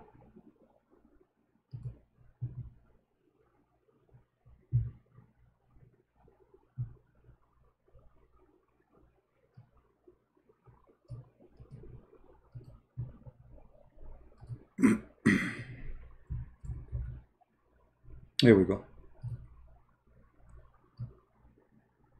You're a prophet. He told them, bring me the Torah, and he put it in a cushion. He said, Muhammad said, bring the Torah. They brought the Torah for him, and then he would draw the cushion from underneath of him. Look, he's treating the Torah with a lot of respect in front of the Jews. He's a hypocrite. And he placed the Torah on it, saying, I believed in thee and in him who revealed thee. But Adnan, he have all the proofs to prove that the gospel and the Torah are corrupt. But Muhammad, he swears saying, I believe in thee. So do you see how stupid Muhammad is? Because Adnan is smart, Muhammad is not. You see, guys, Adnan, he got Muhammad busted because obviously Muhammad is a fraud taking oath on a false book. Because if this book is corrupt, how you swear by it and say, I believe in thee? You understand what I'm saying? Are you there, Adnan? Are you still alive? Adnan, are you there? How your prophet swear by the Torah if the Torah is corrupt and you have the proof? And he say, I believe in thee. So he was believing in the corrupt Torah? Hello? Adnan, are you there? Adnan, he took a jeepney. He went all the way to the Philippines.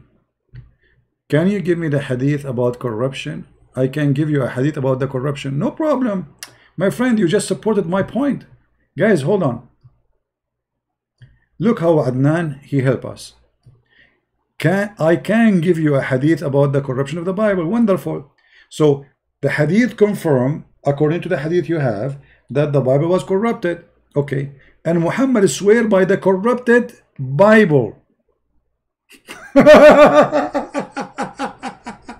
So now Muhammad have no excuse to say, I do not know that this book is corrupted. Correct, guys? That's mean officially your prophet is a big fat fraud. Because if you give me the Torah, I believe in this book. I say I believe in thee. But if you give me the Quran, I say I'm going to spit on thee. You see, Adnan, I am not a prophet. But I will not sell myself to the devil. So if you give me Quran, I say I spit in thee and the one who sent thee. If you give me the Torah, I say I believe in thee and the one who sent thee. So how Muhammad, he took the corrupt Torah, as you said, and he is swearing by thee? The answer is very simple. Those who swear by false book, they must be false men. Correct, guys? If you give me the Book of the Mormon, I will not say I believe in thee. If you give me even Jehovah's Witnesses, I will not say I believe in thee because it's a corrupt translation. If you give me the Quran, I say I spit on thee. This is the book of the devil, obviously. Right? Pharaohs, just go. We need to read people. The Quran is confirmed the original gospel of Jesus Christ. Not four gospels. Okay. Okay, hold on, guys. Hold on. Just to show you. You see, Adnan is changing the topic now. You notice? Do you notice? When you grab them from the tail, they change the topic right away. Adnan, I will go with you. The Quran confirmed the gospel, but he did not say there are four, right? Okay. But your prophet, he says you have to have four gospel too. Can you tell me why?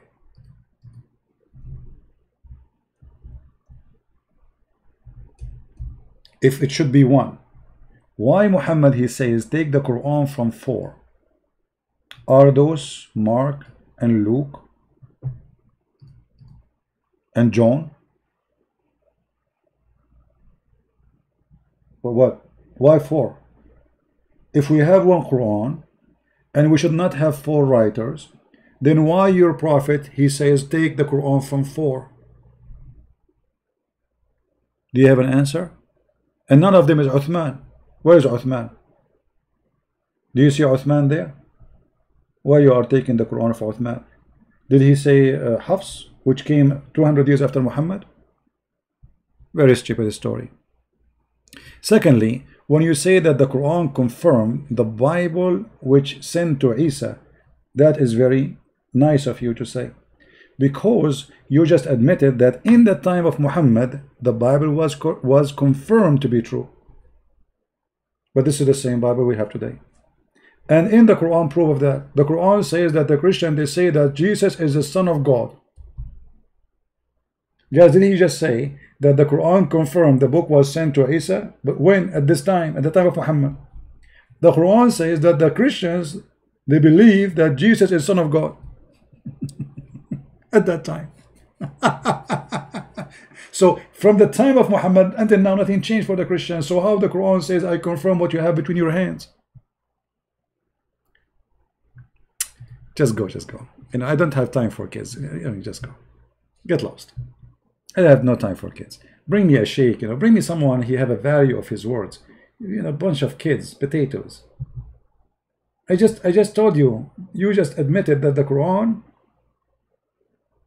saying that the Torah and the Gospel sent by Allah, and you are saying to me that the Torah of Allah is corrupted. You made me fart. I laugh. I agree.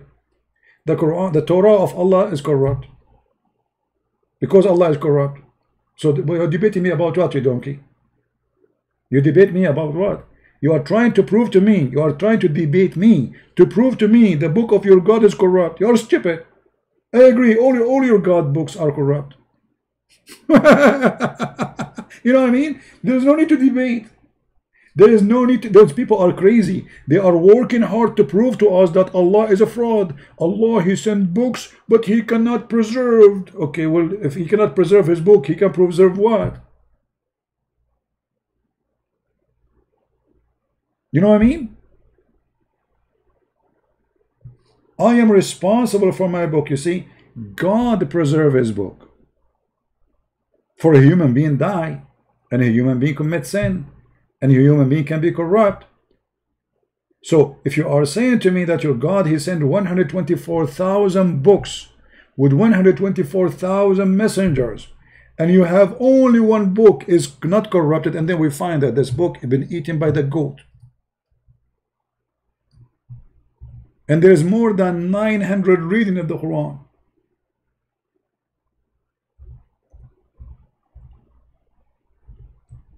And where are they? This is the preserved Quran. And you know what made me really upset? That this goat, from all the books, she did not choose except the 10-time breastfeeding for adult. This is the only reason for me to convince me to convert to Islam. I will convert like just for a few years to practice breastfeeding for adult. I will spend my life going between Morocco, Egypt, Iraq, Syria, etc. and practice Islam, breastfeeding for adult. I go to the houses. Hello, it's me you are looking for. Can I do breastfeeding for your wife? And because this is Islam teaching, brother, your wife, she will take off her breast and she will deliver them to me. Boom. And I'm hungry. I'm single for a long time. You can imagine what will happen when they give it to me. Like, this is real? Those are really breast, brother? Yes, brother. This is my wife. For free, brother. 10 times, brother. 10 times for free. If you do it at 11, we charge you, brother. This is religion. And you are talking about the Bible is corrupt. Look at this garbage. 10 times for adult breastfeeding. I mean, do you even have a brain?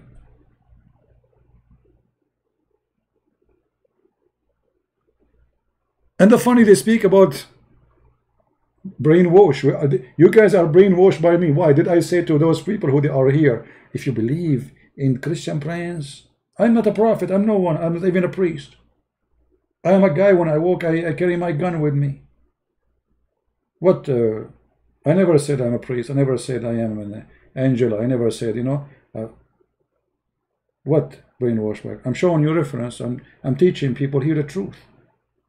I am not a church leader, I never said I'm a prophet, I never said even I am a perfect guy, I never said anything. You don't even know who I am. But we have a prophet who claimed to be a prophet who have ethic. And his ethic is teaching him that a Muslim woman, she should give her breast for an adult to suckle it.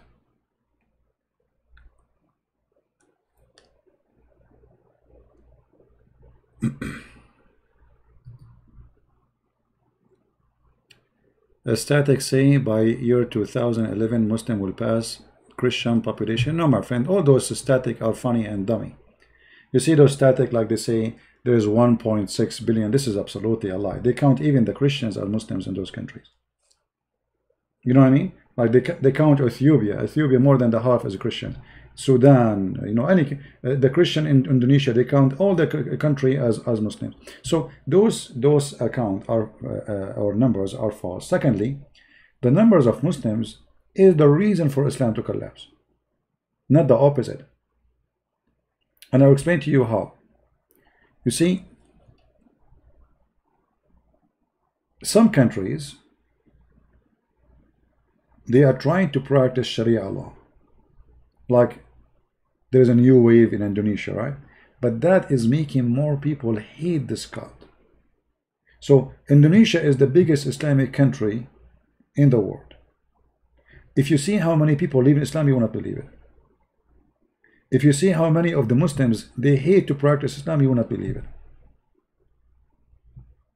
Big numbers is not going to enforce Islam, is going to do the opposite.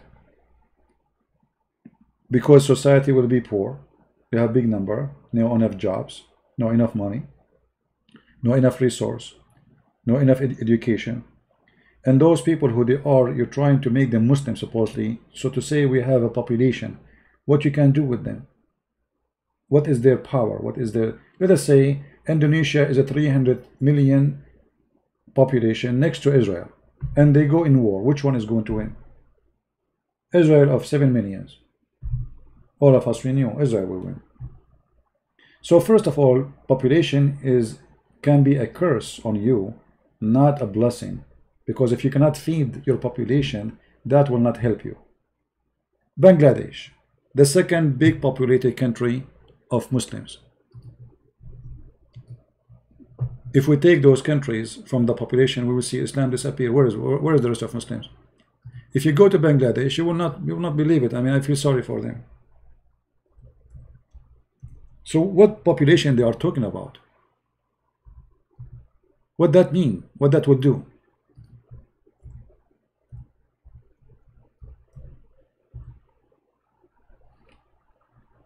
I want to go there actually because I want to use a train there. You know, at least once. I like this train, by the way. I mean, I think this is my favorite train. Here we go. This is the second country in the world of Muslims. This is Bangladesh.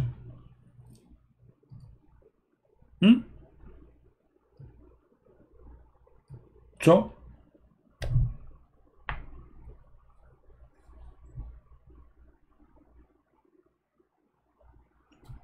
you know what I mean? This country need to reduce their population so they can solve their problem. So having a huge population can be a curse. Crimes, rape, disgusting crimes. Because people, they can survive. Look at this. I mean, imagine you live there. Thank God, thank you God, I don't live there. I'm not putting people down, by the way. I mean, they are poor people. I'm not making fun of them. But thank God I don't live there. So you have big population. Okay, what this population will do to you? You will control the world with it? No, it's useless. You can't even feed them.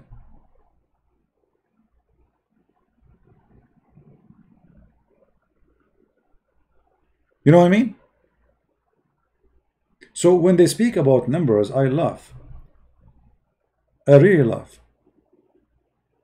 Christians in Muslim countries are 10%, 15%, 20%, but they are the quality.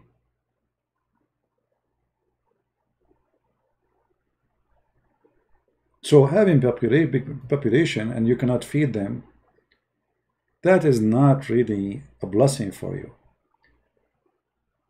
That is a curse. You are born there. You will not have a job. You cannot feed your kids. And there is no education. There is no health. I mean, what health? Look at this. Look at this. Look what's happening now in Corona. Like, you know, I saw a Muslim saying, do you know how big Corona happening in USA? My friend, in USA, if somebody farts, you see it in the news. Nothing is hiding. But in Islamic countries, people are dying by tens of thousands, but nobody speak about it. First, because nobody care from the world media. In America, anything happen. Look, A poor guy, he died. The whole world talking about why? Because this is America. But look at Bangladesh. Nobody talk about them.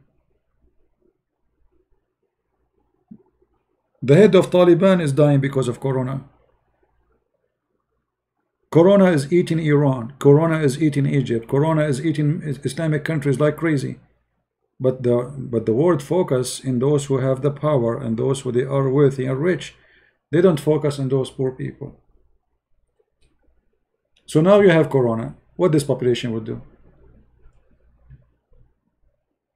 Nothing. You know?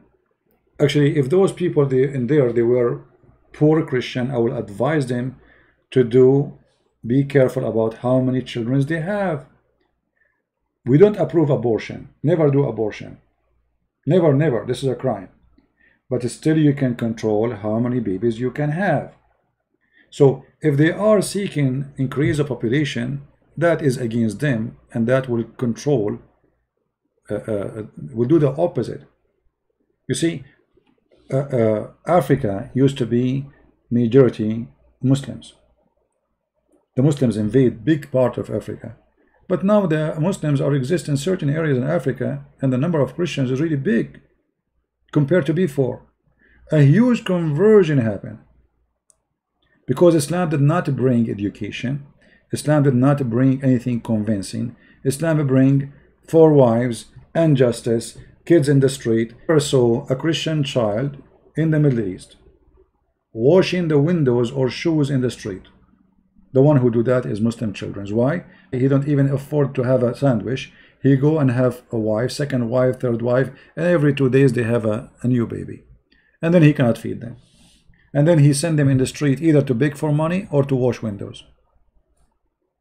That is reality. So those numbers, they don't count for me, and they mean nothing. And if you know how we knew how many Muslim between those people there, how you can calculate that everybody there is Muslim? Can we calculate all of America Christian? No, no, that's not true. Mexico, one, you know, in South America, Brazil. I mean, what numbers mean? Number is a city game. One Mexican woman, she can have more kids than all Muslim women in the Middle East. But that will not make a good thing. What population? I mean, this is silly. You see, the days where people maybe they need a big army to conquer other nation by population, it's over. You know what I mean?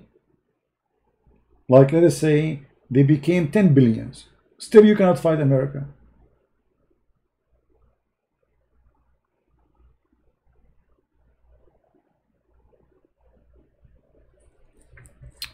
Your girlfriend is a Muslim. My friend, if your girlfriend is a Muslim, that means she is not a Muslim. Secondly, if you are a Christian, you should not have a girlfriend. Don't change the topic. I change it to prove that the Bible is not corrupt.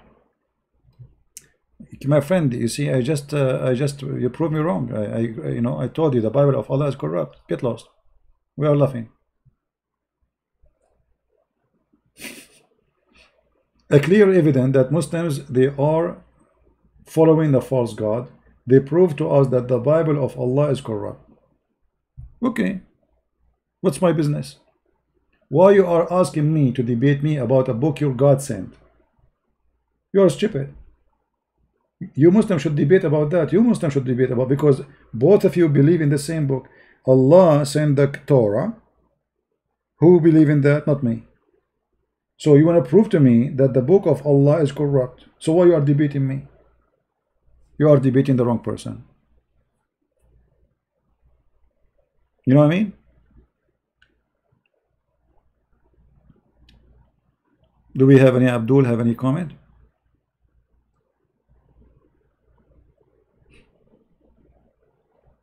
Anyone additional to this kid? Never debate with Muslims about Bible being corrupt.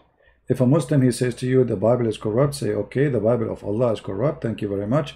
That is additional reason for me not to follow Allah. For if Allah is God, nobody can corrupt his book. Thank you very much. All right. Gun one. Okay, my friend. So you decide to leave Islam? All right. Do you like to call us Gun one? If you like to speak live on air, we'll be happy to hear you, to see that, you know, you decide to leave Islam. Here we go. Gun one. I don't know where Gun one from. Thanks, CP. I am 56 years old. You have opened my eye. I don't open your eyes, my friend. God help us. God use us. And the truth will set you free, not me. And I leave Islam. That's wonderful. I'm happy for you. But I would like to invite you to accept the Messiah, my friend. Leaving Islam is not enough for me. There is something way still we need to accomplish. Because leaving a cult and still we are not living the truth, that will not really be a good thing at the end of the day. So if you need help, I will be happy to help you. So may the Lord, He have you in His heaven and you join His kingdom. Let me know if you need any help. I will be happy to help you. You know, whatever they say, whatever the Muslim they say, I find that there is nothing comforting as the Messiah. All the garbage they come with.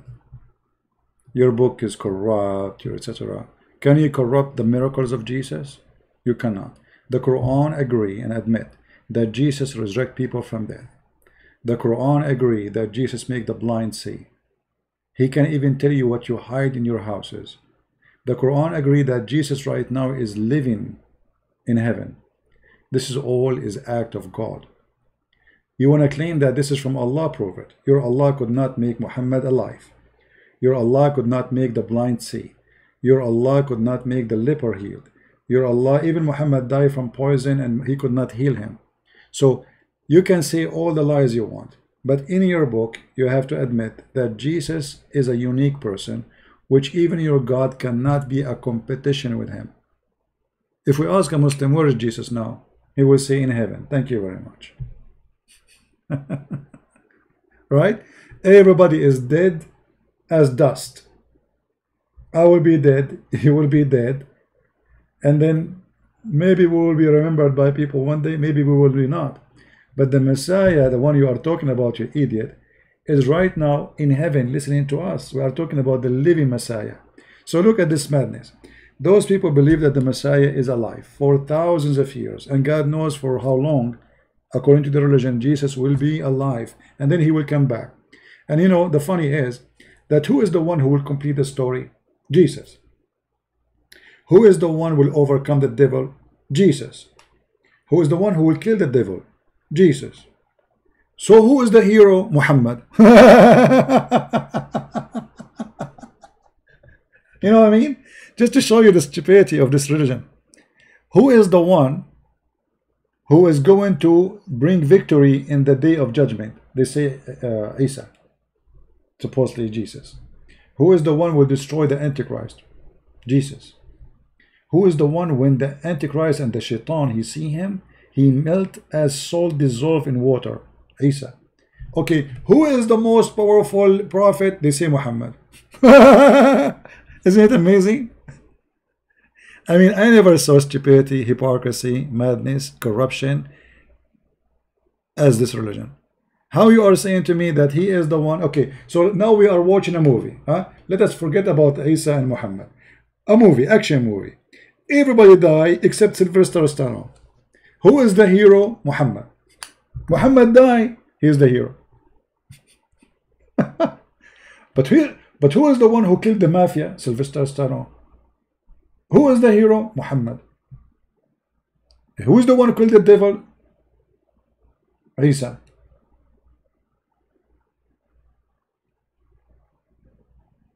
So do you see how easy to defeat this cult? You know, the problem is that we don't think deeply. We need to practice something is called deep thinking. Most of us, we don't do that. You see, I believe that most of you are not shallow. but you are not practicing deep thinking. You see, life, if you go right now in front of your house, I don't know if it's day or night. If it's night, you see stars. If it's day, you see the light, you see the blue sky.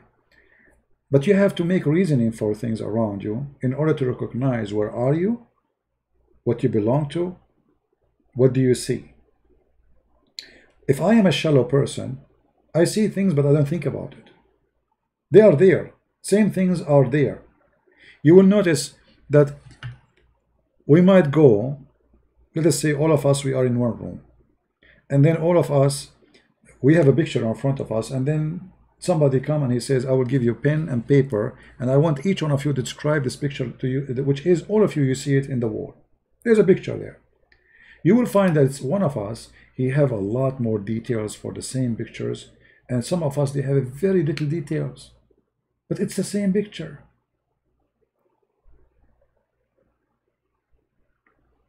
Go 101, he believe in Jesus. That's wonderful, my friend. I'm so happy for you. Glory to the Lord. I'm happy for you. The Lord, he said that the happiness in his kingdom will be for one saved soul. So that's wonderful. I'm really happy for you. I hope your family will follow you too. So the reason that one of us, he have more,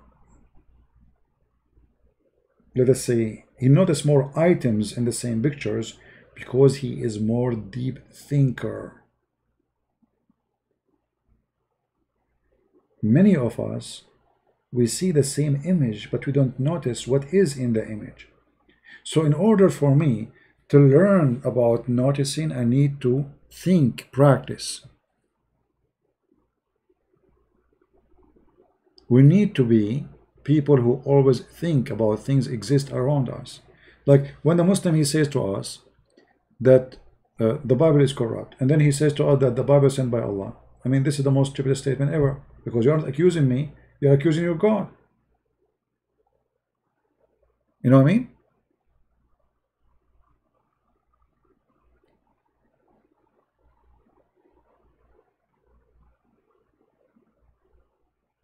Always there is people who leave Islam. I receive messages always.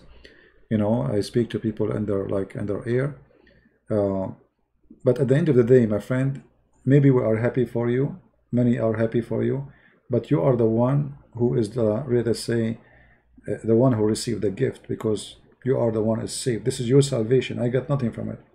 If this gentleman, he became a Christian or he did not, this is, I mean, what I will lose. You see, if the whole world did not believe in Christ, okay, what Christ will lose? Nothing. You do nothing. God, he gained nothing by believing in him. Our God, because he is a loving God, he wants us to be saved. As simple as that. It's not about him gaining anything. You believe, you don't believe, it's up to you.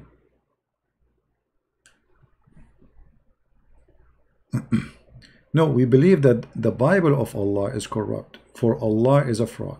And we answer you about that. Get lost again. The Messiah said that the earth and the heaven will be destroyed and my words will not. You are a fraud like your prophet.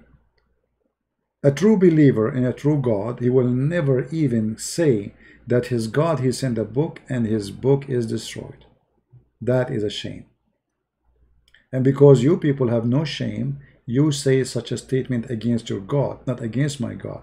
For you believe that this book is sent by your God, and then you say that the book sent by your God is corrupt. That means you are accusing your God to be a false God. A Sunni Muslim, he said, we don't accept, the Muslim don't accept muta. It's a lie. You see, the Muslim, if you have my book, Sex and Allah, you will find that the Muslim Sunni, they just replace the name of the muta. They have other muta. As an example, zawaj a friend, misyar, Orfi. Zawaj a friend is you have a friend, it's like a girlfriend, and you want to sleep together, but you don't want to live together. So what do? You agree every few days or 1 week or 2 weeks, go to the hotel, sleep together, and then she go home and you go home. They do muta, and you have to give her money still. Yeah. So first of all, the muta is in the Quran, have nothing to do with Shia or Sunni. The Muslim Sunni, they claim that the mut'ah is abrogated. Where is the verse of abrogation? Show us. They say it's in the hadith, but we have hadith, which is strong hadith, saying that the mut'ah practiced by Muhammad and by the caliphate who came after him.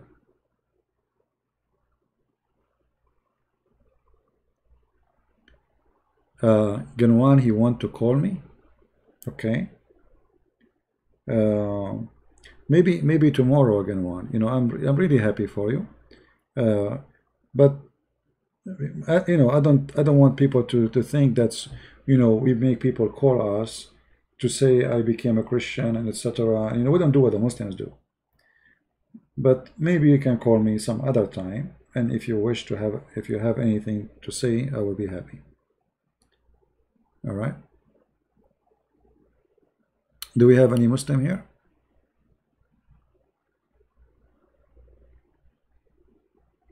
Do we have any Ustad here? Any Ustad? Well, my Skype is not open, and I don't really feel like taking any call right now. Do we have any Ustad?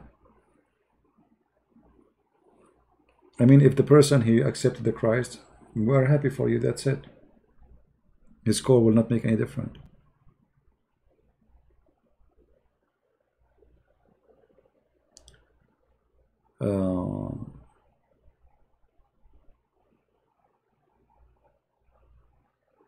Assassin and Islam is very interesting topic. Well, the word assassin is coming from a person, his name is Hassan al-Hashash. Hassan al-Hashash. His real name actually is not al-Hashash. Hashash is a, let us say, a title. Hashash coming from the word hashish. This person, he in the beginning he started a castle, and this castle, he's a rich man for sure. He bring young men, he have a lot of female slaves for sex. They drink, they dance, you know, and then after they all of this, every day in the morning he do like a teaching for them. So he teach them that the Quran have out and inside, inner and outside. For them, they believe in the inside meaning, not the outside meaning, which mean any, whatever he wanna give interpretation for the Quran. So those, they call them the batinin, which mean the stomach. Let us say the stomach of the Quran, what is inside the Quran. Anyway, so this guy, he start bringing those young kids, he teach them, and they get drunk, they have sex, they stay in his castle for almost a year, and then he grab you, he says, come here, I have to send you in a mission. If you want to come back here, you have to go and kill that prince or that rich man. He sent letter to very important people who they are extremely rich, saying to them, pay or die. And those kids, young men, they are taking hashish, having free sex, free food. It's like a fancy life, you know. It's like having, you live in a hotel, 5-star hotels at that time, and you live there, unlimited food, unlimited drink, beautiful women, sex all day if you want. So when he says to you, you will not come back unless you kill that guy, you will not come back unless you kill that guy. And this is where the story of the assassin is coming from. All right? The assassin is coming from this guy.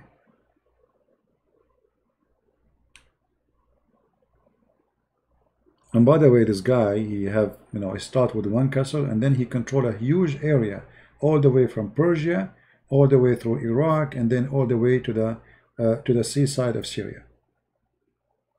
He became a very powerful man. All kings at his time, they fear him because he can kill you, you know. He have like suicide bombers now, you know. Pay us. The same as Yasser Arafat in his time. Yasser Arafat, his living business was, when he started his business as a terrorist, they kidnap airplanes. And European, because they are, I mean, European government are very stupid. Their airport is very easy to betray. They don't check, there is no security. They ask you for a passport and you go, whatever in your bag. So the Yasser Arafat, almost every week there's a new kidnapped airplane. Go back in history, read some documentary. And in order to not to kill your passengers, give us $300, $300 million, $200 million. So he became very filthy rich in a very short time. The same as the pirate now. The pirate in Somalia. Didn't have education, didn't even have high school. Very, very, very good business for them. A ship going by in the sea, they hijack it. You will not give you your cargo and your ship and your team unless you pay us $200 million. It takes them 2 hours of job. You know? This is what always happened there. But all of them, they are religious, and all of them, they are serving God. Same as Muhammad. Muhammad was the biggest thief, caravan rider. Right? Yeah, Yasser Arafat is a big thief, you know, he's a big thief, officially thief. And this is how funny the world, you know, a thief, they make him a hero. Even European Union, it's stupid. I mean, European government is the most stupid government. I never saw a European, like very few, European president or prime minister, he knew actually what's happening in this earth.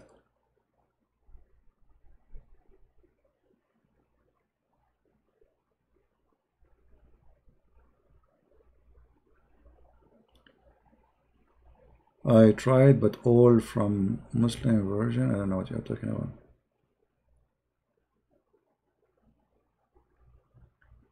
about. Some of them, they are in Kindle. I'm going to publish 2 books soon in Portuguese language, Quran and Science, and The Deception of Allah. Then maybe 2 months after, we can have 6 on Allah published too. And when I start having more time, I'm going to able to finish, because I'm working more, not only 1 book at a time. You know, this is what I do when I write my books. If you write in one topic, sometimes, like, you know, writing is not easy. Writing is like, you need, let us say, inspiration. You need like the ideas coming to your head, so you sit and write. You cannot force yourself to write. You know what I mean?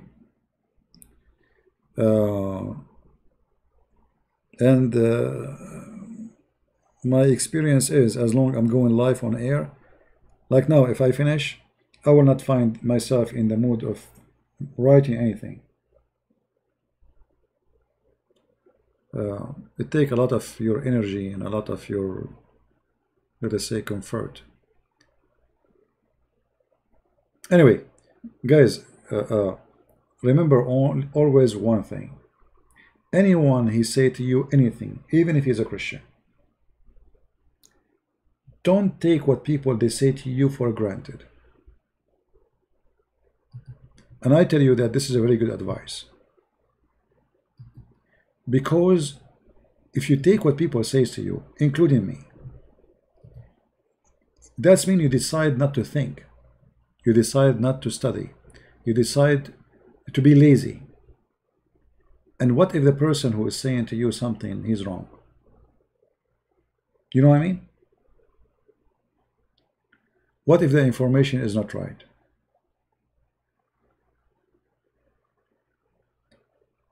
But if you study the information and he was telling the truth, that will make you very strong, in a very strong ground, because you spend good time studying, taking notes, educating yourself, and whatever you learned from someone like me or anyone else, that will help you to make it easier. You know what I mean? Does the Quran contradict the last ayah of the Surah Al-Baqarah? I'm not sure what you mean, but all the Quran is a contradiction. You cannot find one verse in the Quran not a contradiction. Just take notes and you will find easy that it's all of it is contradiction. Right? Yeah. You know, when I was a kid, I'm very active person. I mean, I don't really, I'm not like a lazy person who like to sit and etc. So I'm very active as a kid, but I love reading. So how I can be active and read in the same time? I used to walk almost like an hour far away from my house where there's a library. When we have summer vacation, school vacation, you know, as a kid, every day I walk almost an hour to go, an hour to come back. And I cannot ask anyone to give me a ride because my family will never approve me to go alone to such a place or sit alone there.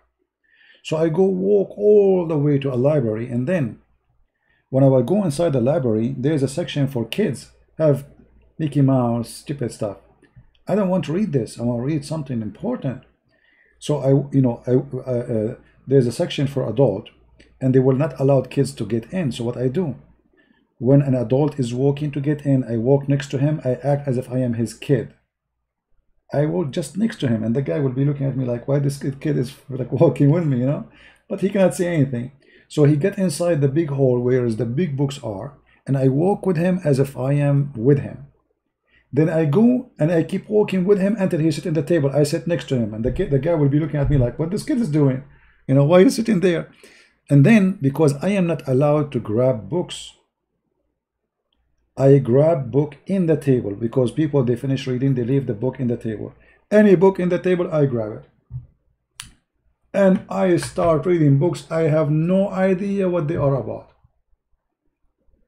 I remember once when I was a kid, I grabbed a book, it was about sex. I was getting dizzy, like, what is this? I grabbed a book in front of me, and it was talking about sex, you know, like, it's a scientific book. So, reading is a process of education, and it's not something happening in school. It is something happened by you schooling yourself. So in order to learn, you need to work in that learning. If you are a person who likes just to receive and learn easy, that can be true, and maybe you get lucky that you are learning from somebody is trustworthy. But what if the person, he is a liar, he's a thief, he is fooling you? And even if the person is trustworthy, you have to fix the information in your brain. How? By checking it out.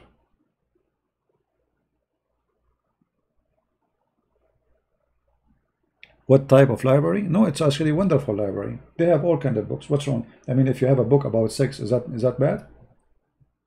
It's a book about, you know, sexuality. See, books about such a topic is not bad. You know, studying a human being behavior, those are not, you know, sex is not bad. It is what we do with sex. What is sex for us? God, he created sex for a reason. It did not happen that we are attracted to sexuality. So nothing wrong with that. But we are not talking about Playboy magazine. We're talking about scientific book.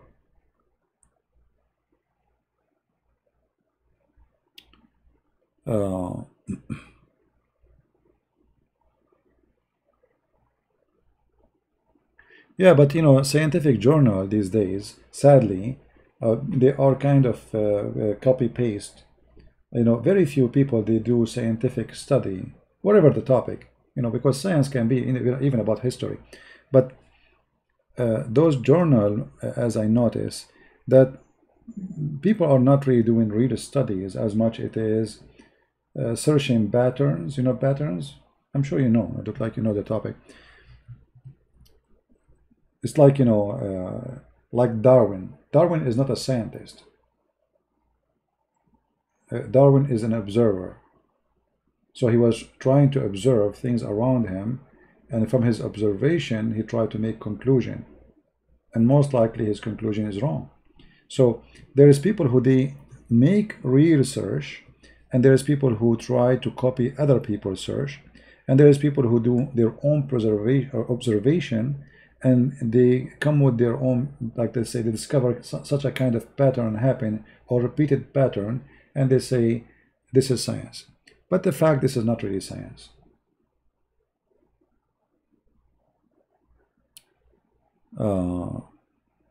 Respond to my comment. I don't see your comment.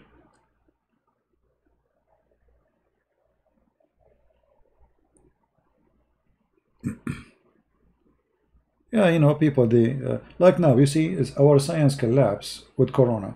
Suddenly, all the scientists we have, they cannot even find out how this virus works. And this is telling you that it is a science of patterns, not science of knowledge. So what they do, they try to study the pattern of the virus behavior. You know what I mean? It's observation science, which means it's not really a science. It's just like watching how the rabbit jump. And then we learn that the rabbit, he jumped like this. And then we learn that the rabbit, he liked to eat carrot. So now we knew how we can get the rabbit. You know what I mean? That is not science. What they do have is kind of a practice of patterns, watching patterns happen. If we use this medicine with this virus, what will happen? We try it. It doesn't work, we try something else. So this is not science. But they call it science.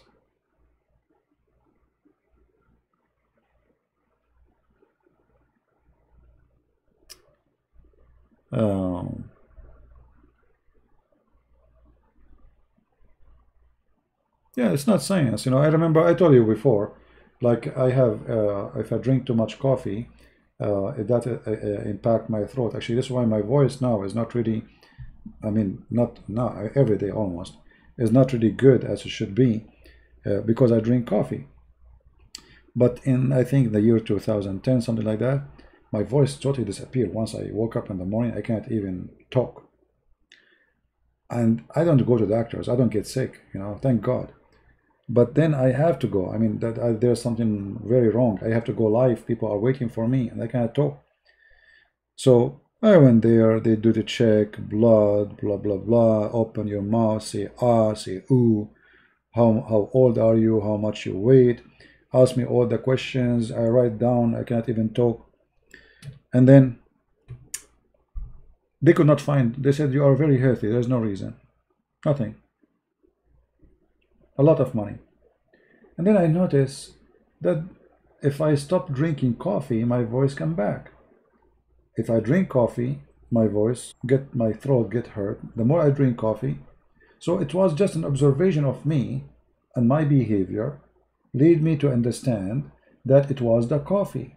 So all those doctors who they were sucking the blood of me, which is the little money I was making, and then they come with the conclusion says that you have no problem. Nobody asked me what you drink.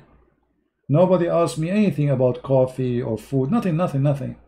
They took, you know, from my blood. You know, it was just coffee. So where is the science? I stopped drinking coffee. My voice is coming back. I drink too much coffee, my voice disappears. Right now, if I go and drink too much coffee, and by the way, I drink too much coffee, like now I'm not drinking coffee, I drink about two, I don't know what they call it in English. You know, Greek coffee, the Greek coffee, big container. I make one in the morning, and then I make one afternoon. So each one of those have maybe about, I mean, this is a very strong coffee. It's not like American coffee. This is not water. This is real coffee. So now, supposedly, I'm not drinking coffee, yet I drink 2 heavy duty a day. Before, I used to drink way more, to the point my lips are dark. You believe it? My lips are dark because of coffee. This is how much coffee I drink used to be.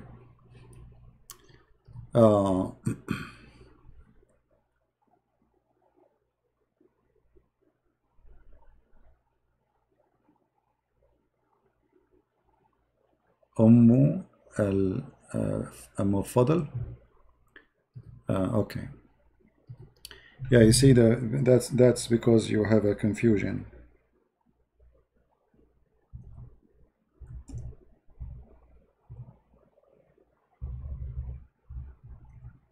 You can ask me next time we'll go live on air so we can put the reference in the screen.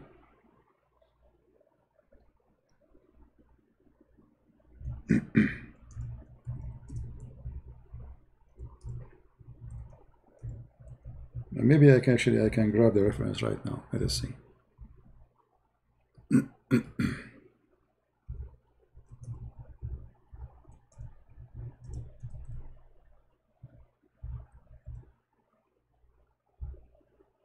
I hate it when I type and I'm typing in English when I'm searching in Arabic.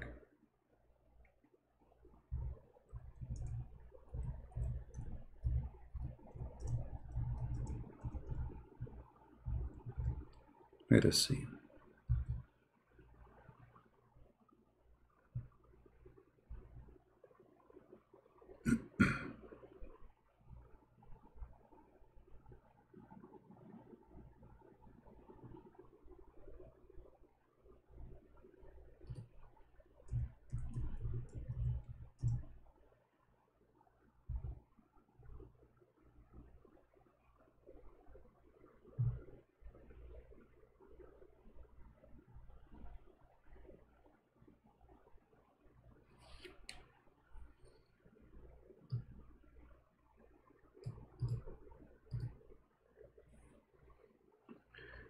All right.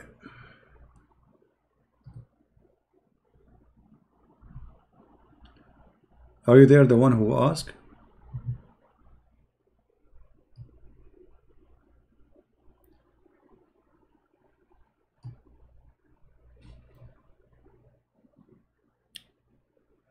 You have a wrong understanding. Here, this is the book, and the name of the book, إتحاف الخيرة للبوصري, volume number 5. It says that from Ibn Ishaq, from Hussein, the son of Abdullah, and Ikramah. Let us highlight so people can see what we are reading. That the Messenger of Allah, you see here it says, from Ibn Abbas, from Ibn al-Fadl, bint al-Harith. al-Fadl is the one reporting the story, the daughter of al-Harith, that Allah Messenger, when he saw حبيبة وهي فوق الفطيم فقال لأن بلغت بنية العباس هذه وأنا حي لا أتزوجنها. So it is حبيبة, and this is mentioned by Ahmad ibn Hanbal too, and this is the reference. All right, so I hope I did answer you, my friend.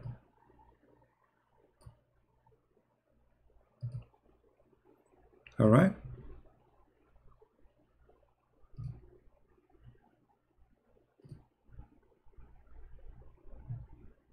Are you there, the person who asked?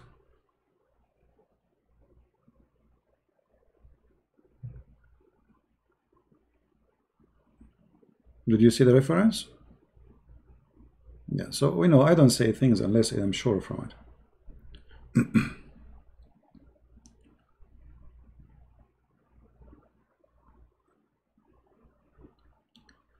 Please answer Atif Farhan. What do you answer for what, Atif? Does Allah pray in the Quran? Allah, he says Shahada. There is no Allah. What Allah? Can you please show the reference satanic verses are abrogated? You see, if satanic verses are abrogated, that means Quran is satanic verses, because you cannot say abrogated. The Quran says يَنْسَخُ اللَّهُ مَا يُلْقِي الشَّيْطَانُ بِهِ, which means Allah will delete, not abrogate. Not abrogate. All right? But however, as long as the Quran admit that Allah saying supposedly, whatever shaitan he throw, Allah will delete from the Quran. How we knew that this verse itself is not from shaitan himself? He's asking the link you showed early for his reference. Link about what? What reference? Atif, I'd respond many times. I keep asking you, what do you want? I mean, what I would do, I have many people asking me a question. You keep saying to me, can you answer me? Can you answer me? What is the question? I don't respond to anything. So all this time I'm responding to people, and now I don't respond to anything. So what I was doing for the last 2 hours?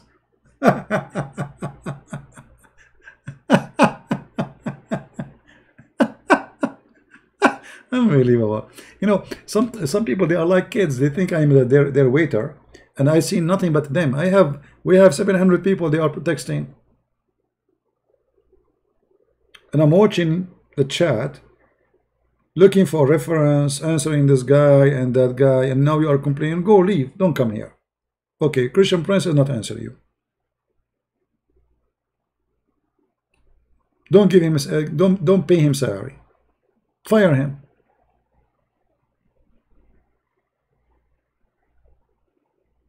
What I can do? Can you please share a replacement, if any, because what delete he bring better? Yeah, that is that different verse, but he was asking about the satanic verses. But you see here the verse saying that whatever shaitan he throw in the mouth of Muhammad, Allah will take it off. But that's mean. I answered him about al-Fadi. What Fadi? I showed him it's Habiba. So what I did in the screen? Oh, you mean the guy who was asking for reference? Well, those references exist in many places, you know. But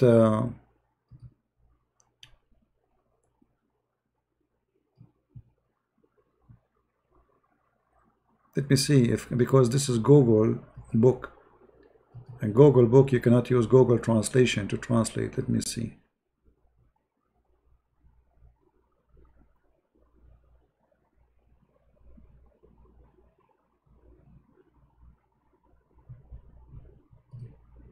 Right now I don't see the chat because I'm looking for reference. I can post for you the same website I was showing you, which is Google Books, but that will not allow you to use Google Translation. Here we go. I found a different website which is easier, and this is the link.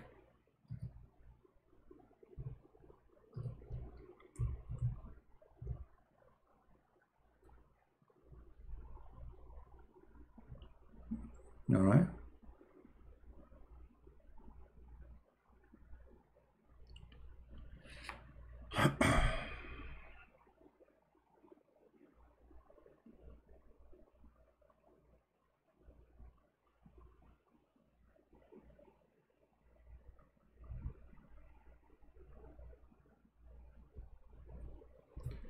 Well, I don't take any reference as long as it's in English. Any reference, it's not in Arabic, I don't consider it to be true. Secondly, al-Fadl is the one who reported the hadith, not the one who asked for her hand. All right, I just showed you on the screen. I don't know. You don't want to believe, don't believe.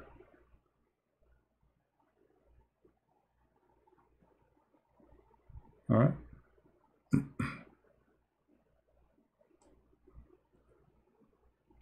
The hadith in front of me, it says that al-Fadl, she said that the Prophet said, etc.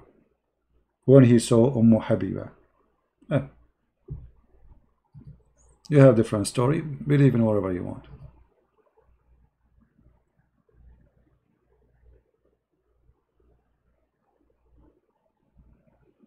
Muslim books, by the way, are confusing books.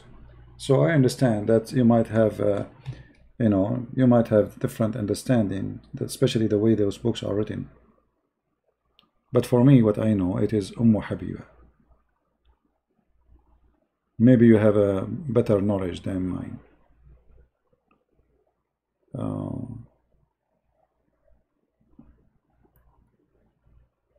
Yeah, I don't accept actually any reference in English because English reference, first, it can be corrupt, false. Secondly, they are confusing. The numbers are wrong because they make their own numbers. If you go and read Ibn Kathir in English and read Ibn Kathir in Arabic, you will find that there is no match. You know, There's no match.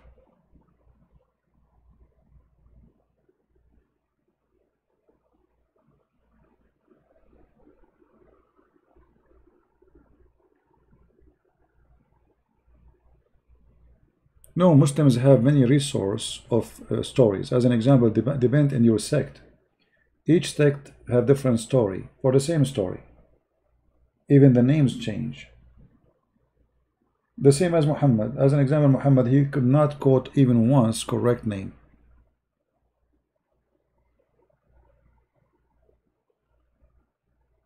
Right? Yeah, there is many. I mean, I just showed you one reference, but doesn't mean this is the only reference. There's tons of books speaking about that. Right? This is just one reference of many reference. There's endless numbers of books.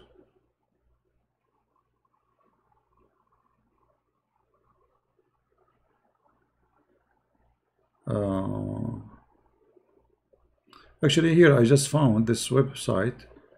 Look like it's a translation, Google translation for a link. I just click in it. Here we go. Let me send it for you.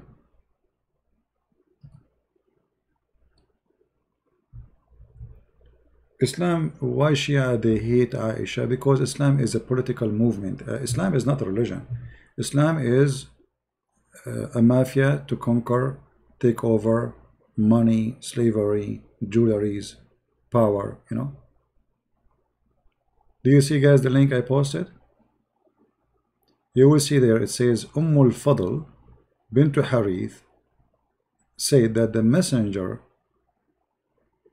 saw Habiba ibn Abbas, bint Abbas. Bint means the daughter, who is above Al-Fatim, which means she is just finished suckling.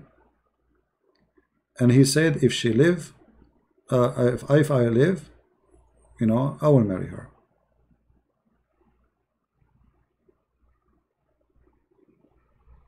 Do you see it, the one who asked me? Here we go, you have it even in English. You said that last Quran says, Allah not burden anyone with beyond his ability. But you say Allah burden people to proceed Quran, which they are unable to do. You say it's a contradiction. You see, if you go over any words the Quran says, you will find that there is a contradiction, and we can go all over. As an example, Allah forgive not sin for those who do associate with him. Correct? Okay. And then Allah forgive those who believe in him. So, do you forgive those who associate with you, or you don't? Because if those who associate with you, you don't forgive them, that means the statement is mistaken. You should say, I forgive not those who associate with me and never repent.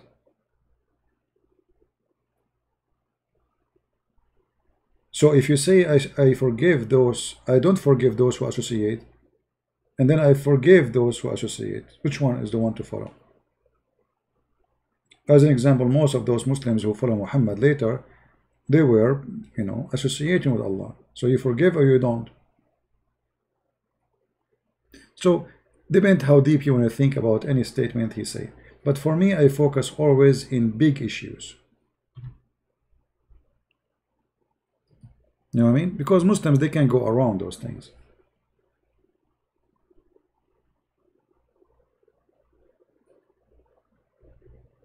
Okay, Atif, just take a hike, my friend. I'm done with you. You are here just to complain. Just go.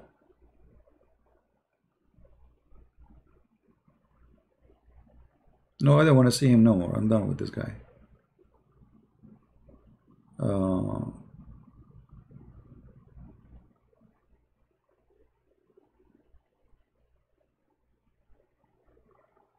All translations, in any translation in the Quran, not only Yusuf Ali, is fabricated.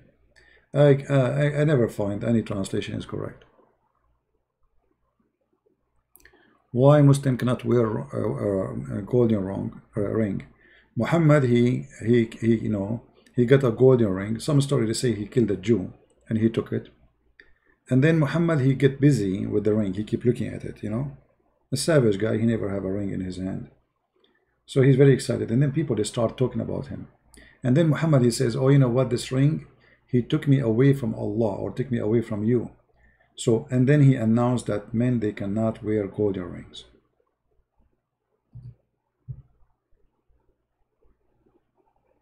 And the question here, why Allah did not say such a thing? I mean, where Muhammad he come with this?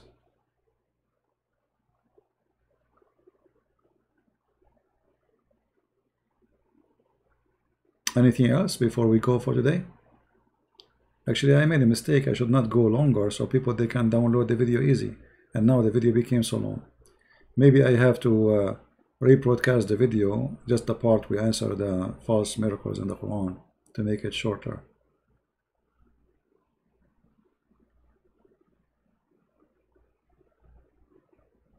Anything else?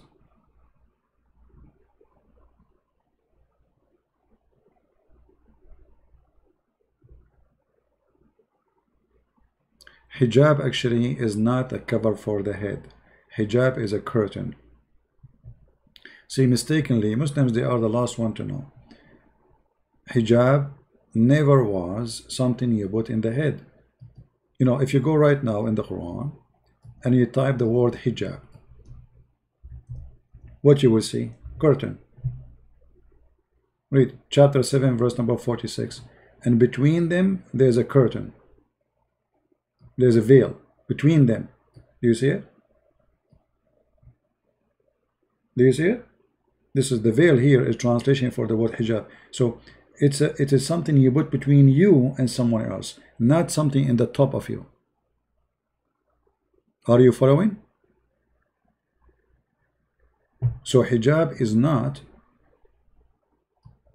a wear in the head. And you can go like, you know, chapter 17, verse number 45. The same. You put between them a curtain, a hijab, between them, not something in the top of you. Chapter 19, verse number 17. Suppose this is about Mary, the mother of Christ. She placed a screen herself, a curtain. This is hijab. So she was behind the curtain, so they didn't see her. So all of this, and even you see Allah himself, he have a hijab. Chapter 42, verse number 51. Allah never speak to anyone except from behind a curtain. You see it? We mentioned that many times about Muhammad death.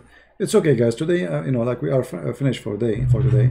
Maybe tomorrow, or when we go live on air again, ask me those questions. I will be happy to give you more reference.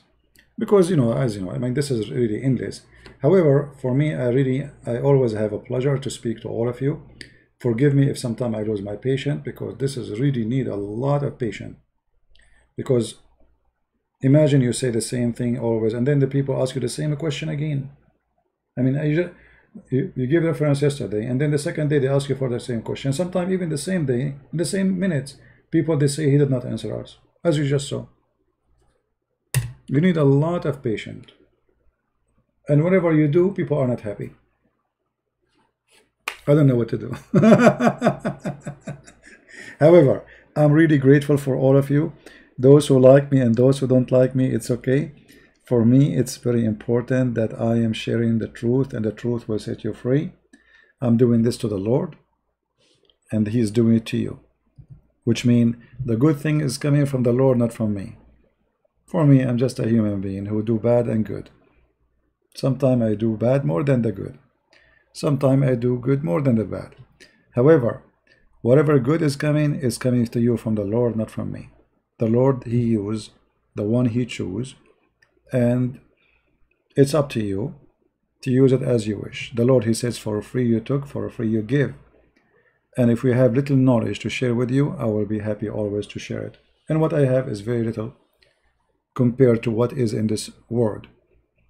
You know, maybe the Lord, He wants me to be a person to guard the truth in front of the cult of Islam so your children will not be deceived. And I hope that soon we will have more and more people who they can do what I am doing and even better. And why not? The Lord who created me, he can create way better than me. I am no one. And he can make somebody who come with an amazing knowledge, as long as the knowledge is used for his good to help people, that will be wonderful, and we should support that person. So I say thank you for all of you. I pray that the Lord will open the eyes of the Muslims to see the truth, and the truth always will prevail. Don't never be worried about we as a Christians. Maybe some of you saying, oh, you know, Islam might take over. Islam will never take over anything, because Islam does not exist. What you see today is Muslims fabricating their own Islam. Islam, the true Islam, does not exist. Not a single Muslim country want to practice Islam. Not even in Saudi Arabia. Look around you, my friend. Where is Islam? It does not exist. Islam, if there is no government, there is no Islam. And all the Islamic government are not Islamic. Because as long as they don't have Sharia Allah and 100% Sharia Allah, not 5%, it means Islam is not exist. So Islam is not really, I'm not really worried about Islam taking over anything. Islam is a joke. Islam is destroyed. Islam is millions of sects. Each one of them is opposing each other. And they are killing each other as we speak. And the house of the devil is divided. And the devil, he conquered himself. For me, I'm just helping you so you will not be deceived and your children will not be fooled. If you sit with your child, you can teach him, you can give him some important, priceless information. Maybe because you don't speak Arabic, maybe because you did not learn. I mean, it's not your fault. For me, oh, maybe, you know, I grew up in the Middle East, I speak Arabic. If I don't know Arabic, I will not know any of this. The key point of all what I know is the Arabic language. If I don't know Arabic, I will be dependent in translation, and most of it is false and fabrication. So the Lord, he used someone from the Arab to help those who they are not from the Arab, so they cannot be deceived by the devil of the Arab, Muhammad. Thank you. May the Lord bless you, and until we see you soon again. Christ is Lord, Islam is false. Have a good day.